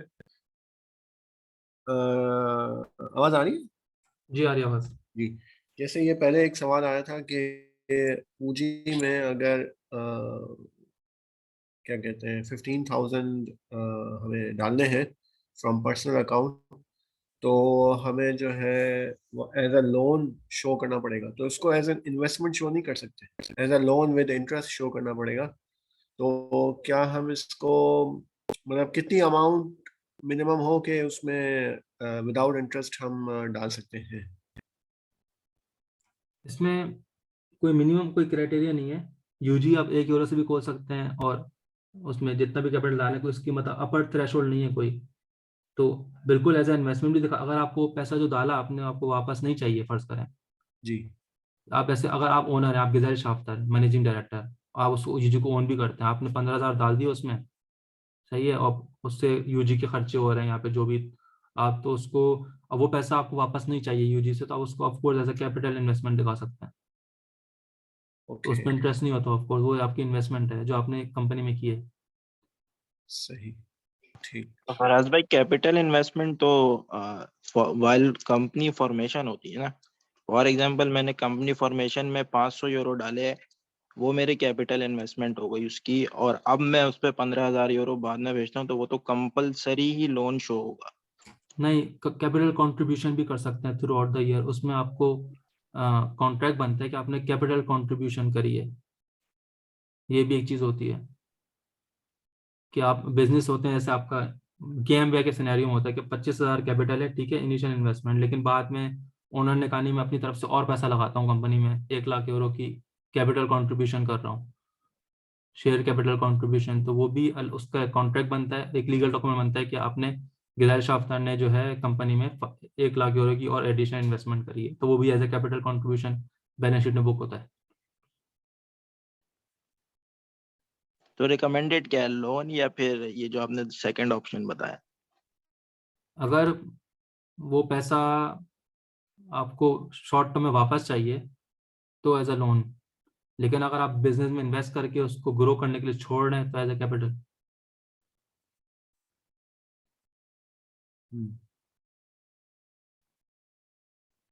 सही, थैंक्स।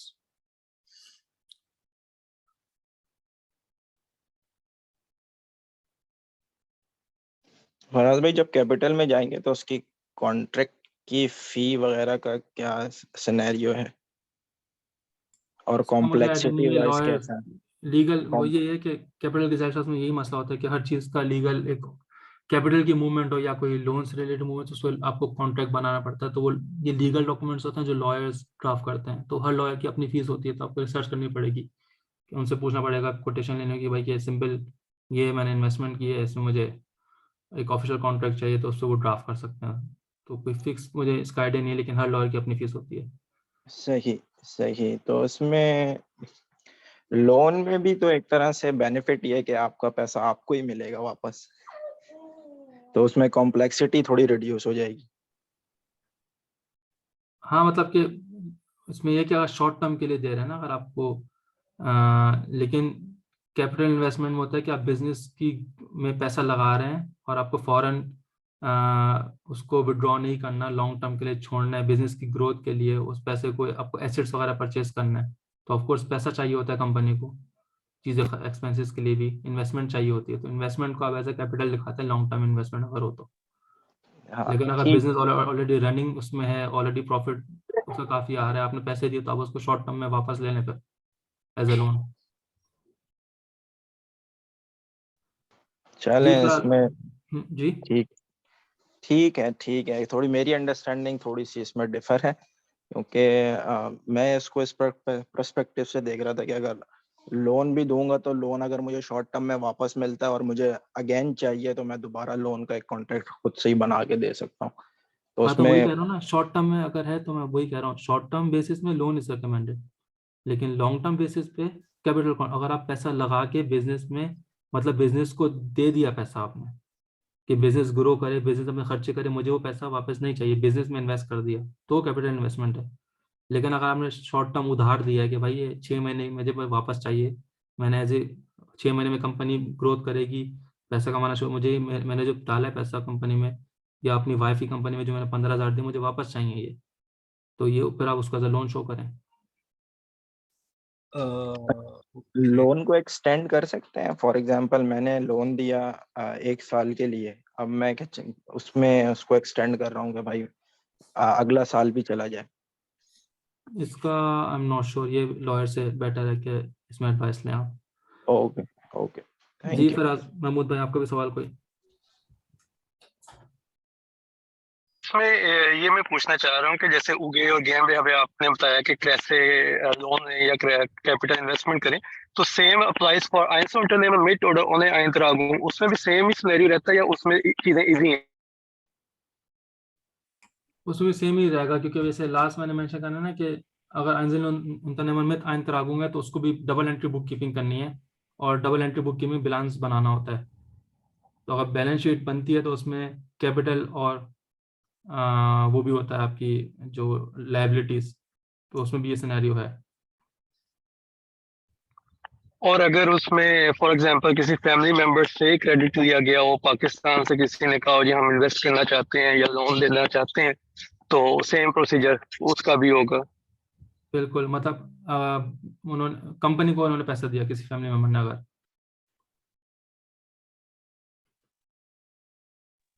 मैं चाहे कंपनी को दें या Einzelunternehmen में तो पर्सनल ही हो जाएगा ना, मतलब अगर उन्हें Eintragung है तो, या अगर वो पर्सनल में देते हैं लोन और उसे हम अपने पर्सनल अकाउंट से ट्रांसफर करते हैं, तो तब भी हमें ये कॉन्ट्रैक्ट एक बना के शो करवाना होगा कि पैसे आए कहाँ से हैं? अगर मित अंतरागुंग है तो कॉन्ट्रैक्ट होना बेहतर है, क्योंकि बैलेंस शीट बन रही है ना, तो बैलेंस शीट में एज अ वो एज अ लायबिलिटी शो होगा कि आपने लोन, कंपनी ने लोन लिया है किसी बंदे से। लेकिन अगर ओने अंतरागुंग है, सिंगल एंट्री बुक कीपिंग है, तो उसमें ऑफिशियल कॉन्ट्रैक्ट की ज़रूरत नहीं है, लेकिन फिर भी मैं रिकमेंड करूंगा कोई भी ट्रांजैक्शन हो ना बिजनेस से रिलेटेड, ऑफिशियल डॉक्यूमेंट तो होना चाहिए। ऑफ कोर्स मैं एग्जांपल देता हूँ, कोई भी सिनेरियो हो, फ्रीलांसर भी हो, अगर आपको उसका अकाउंट पैसा आ रहा है, 15,000 आ रहा है, कहीं से आ रहा है, पाकिस्तान से आ रहा है, तो फ्रीलांसर पूछ सकते हैं ना ये पैसा कहाँ से आया, किसका है, क्या रीजन है इस पैसे का, तो हर चीज रिटर्न में हो तो बेटर है, रिकमेंडेड है वो। सही, चलें, थैंक यू। इसमें एक और कंटिन्यू करूंगा मैं सवाल। इन केस आप लोन देते हैं कंपनी को और कंपनी जो है 1 साल में वो लोन रिटर्न नहीं कर पा रही, उस केस में क्या होगा? फिर वही लोन एक्सटेंड होगा फिर, जैसे ना short term loan, long term loan, तो आपको एग्रीमेंट में डिफाइन करना होता है कि इसकी जैसे होता है ना लोन एग्रीमेंट बनता है तो उसमें अबलॉफ दातुम होती है, एक्सपायरी डेट होती है कि लोन 1 साल का है, 2 साल का है, अपॉन एक्सपायरेशन आप लोन को एक्सटेंड भी कर सकते हैं म्यूचुअल अंडरस्टैंडिंग से, फिर वो एक उसका एक्सटेंशन एग्रीमेंट बनता है। कि लोन एक्सपायर हो गया, आप उसको 2 साल के लिए और एक्सटेंड कर रहे हैं। तो सही, पॉसिबिलिटी सारी हैं फ्रॉम लीगल पर्सपेक्टिव। ठीक। तो एक फायदा जो मैं लोन देने का मैं देख रहा हूँ वो ये कि जब आप लोन देते हैं तो इन दी एंड आपको फुल अमाउंट मिल जाएगी, लेकिन अगर आप इन्वेस्टमेंट के तौर पे कंपनी में डाल रहे हैं पैसा, तो इन केस जब आप कंपनी से पैसा निकालते हैं एज अ कैपिटल गेन, तो उस पर आपको टैक्स देना पड़ेगा। ऐसा ही है? बिल्कुल ऐसा ही है, हाँ।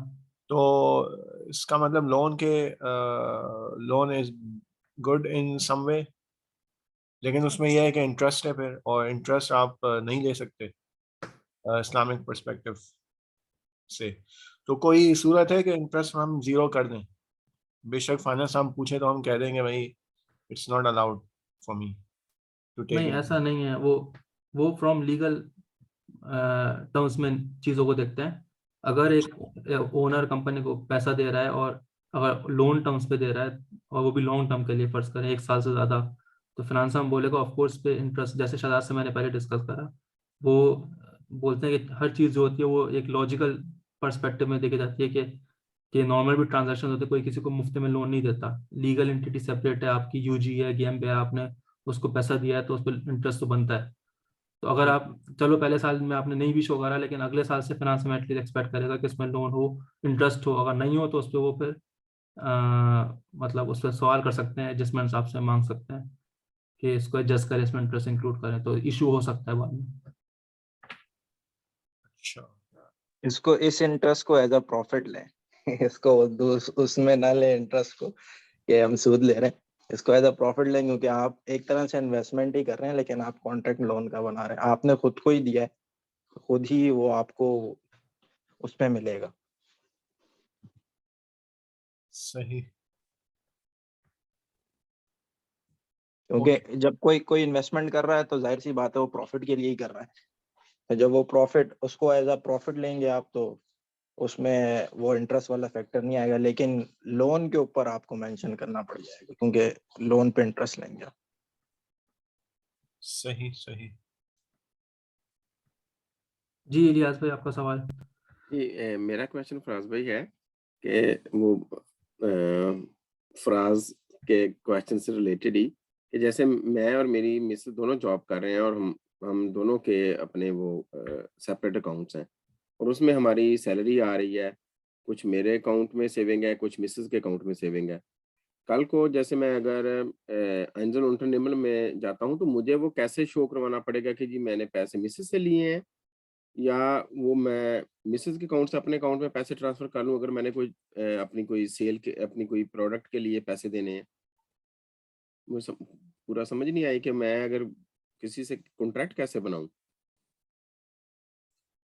मतलब आप एंजल में तो अगर अपने नाम से बना रहे हैं ना, जी। तो यूजुअली एज अ कपल तो एक ही हाउस होल्ड के अंदर है ना। हम्म। यूजुअली अगर मैं थर्ड पार्टीज की बात कर रहा हूँ कि house side of the house hold अगर कोई है तो उनसे लाजिम कॉन्ट्रैक्ट होना चाहिए, लेकिन विद इन हाउस होल्ड तो इतना इशू नहीं होना चाहिए।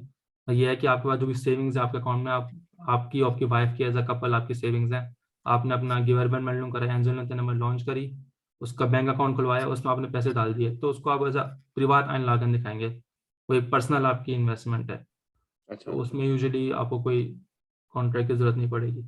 उसमें बेशक जो मैं कंपनी का अकाउंट खुलवाऊंगा उसमें मैं अपने अकाउंट से पैसे ट्रांसफर करूं या मैं मिसेज के अकाउंट से पैसे ट्रांसफर करूं, या बेहतर ये होगा कि मैं मिसेज के अकाउंट से पहले अपने अकाउंट में कर लूं और उसके बाद फिर मैं कंपनी के अकाउंट में करूं? हाँ, पहले अपने अकाउंट में कर लें, उसके बाद उसमें होगा कि हर चीज़ सिंपल रहेगी, भाई कि आपकी सेविंग्स हैं, आप जो आपकी फैमिली की सेविंग्स हैं, आपने वो पैसा बिजनेस के अकाउंट में ट्रांसफर करा है, बिजनेस की एक तरह से इनिशियल जो प्राइवेट इन्वेस्टमेंट है उससे पर आप अपना जो इन्वेंट्री वगैरह ऑर्डर करेंगे फिर। ठीक होगा। इसी से रिलेटेड क्वेश्चन आ गया कि क्रेडिट कार्ड भी जो डिफरेंट मास्टर कार्ड है या बाकी चीजें हैं कि वो भी कंपनी के नाम से इशू हो सकते हैं, वो पर्सनली होते हैं? ये थोड़ा सा इंटरेस्टिंग हटके सवाल है। सवाल है। अ, इसका आई थिंक पॉसिबल होना चाहिए, लेकिन मेरा अभी तक एक्सपीरियंस रहा नहीं कि मैंने कंपनी के नाम का क्रेडिट कार्ड देखा हो। लेकिन होते हैं, जैसे दुबई में जब मैं था, वहाँ जिस कंपनी में काम करता था उसमें थे, तो होने और चाहिए इसमें भी proper। ऐसा ही है, जैसे गेम पे वगैरह में मिल जाता है कंपनी के नाम पे क्रेडिट कार्ड जो है। अगर आइंसा इंटरनेशनल है उन्हें आइंतरागू हो तो पर्सनल हो जाएगा।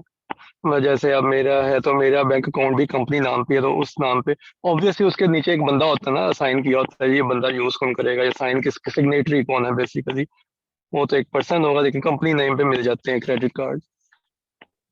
अच्छा, हमारे केस में यही जिस तरह फराज भाई ने बात की ना, क्योंकि यूजी है तो बंदा कौन यूज करेगा उस बंदे के नाम पे, जी जी, वो कार्ड भी मेरे मिसेस के नाम सिग्नेटरी पे। होगा उसका।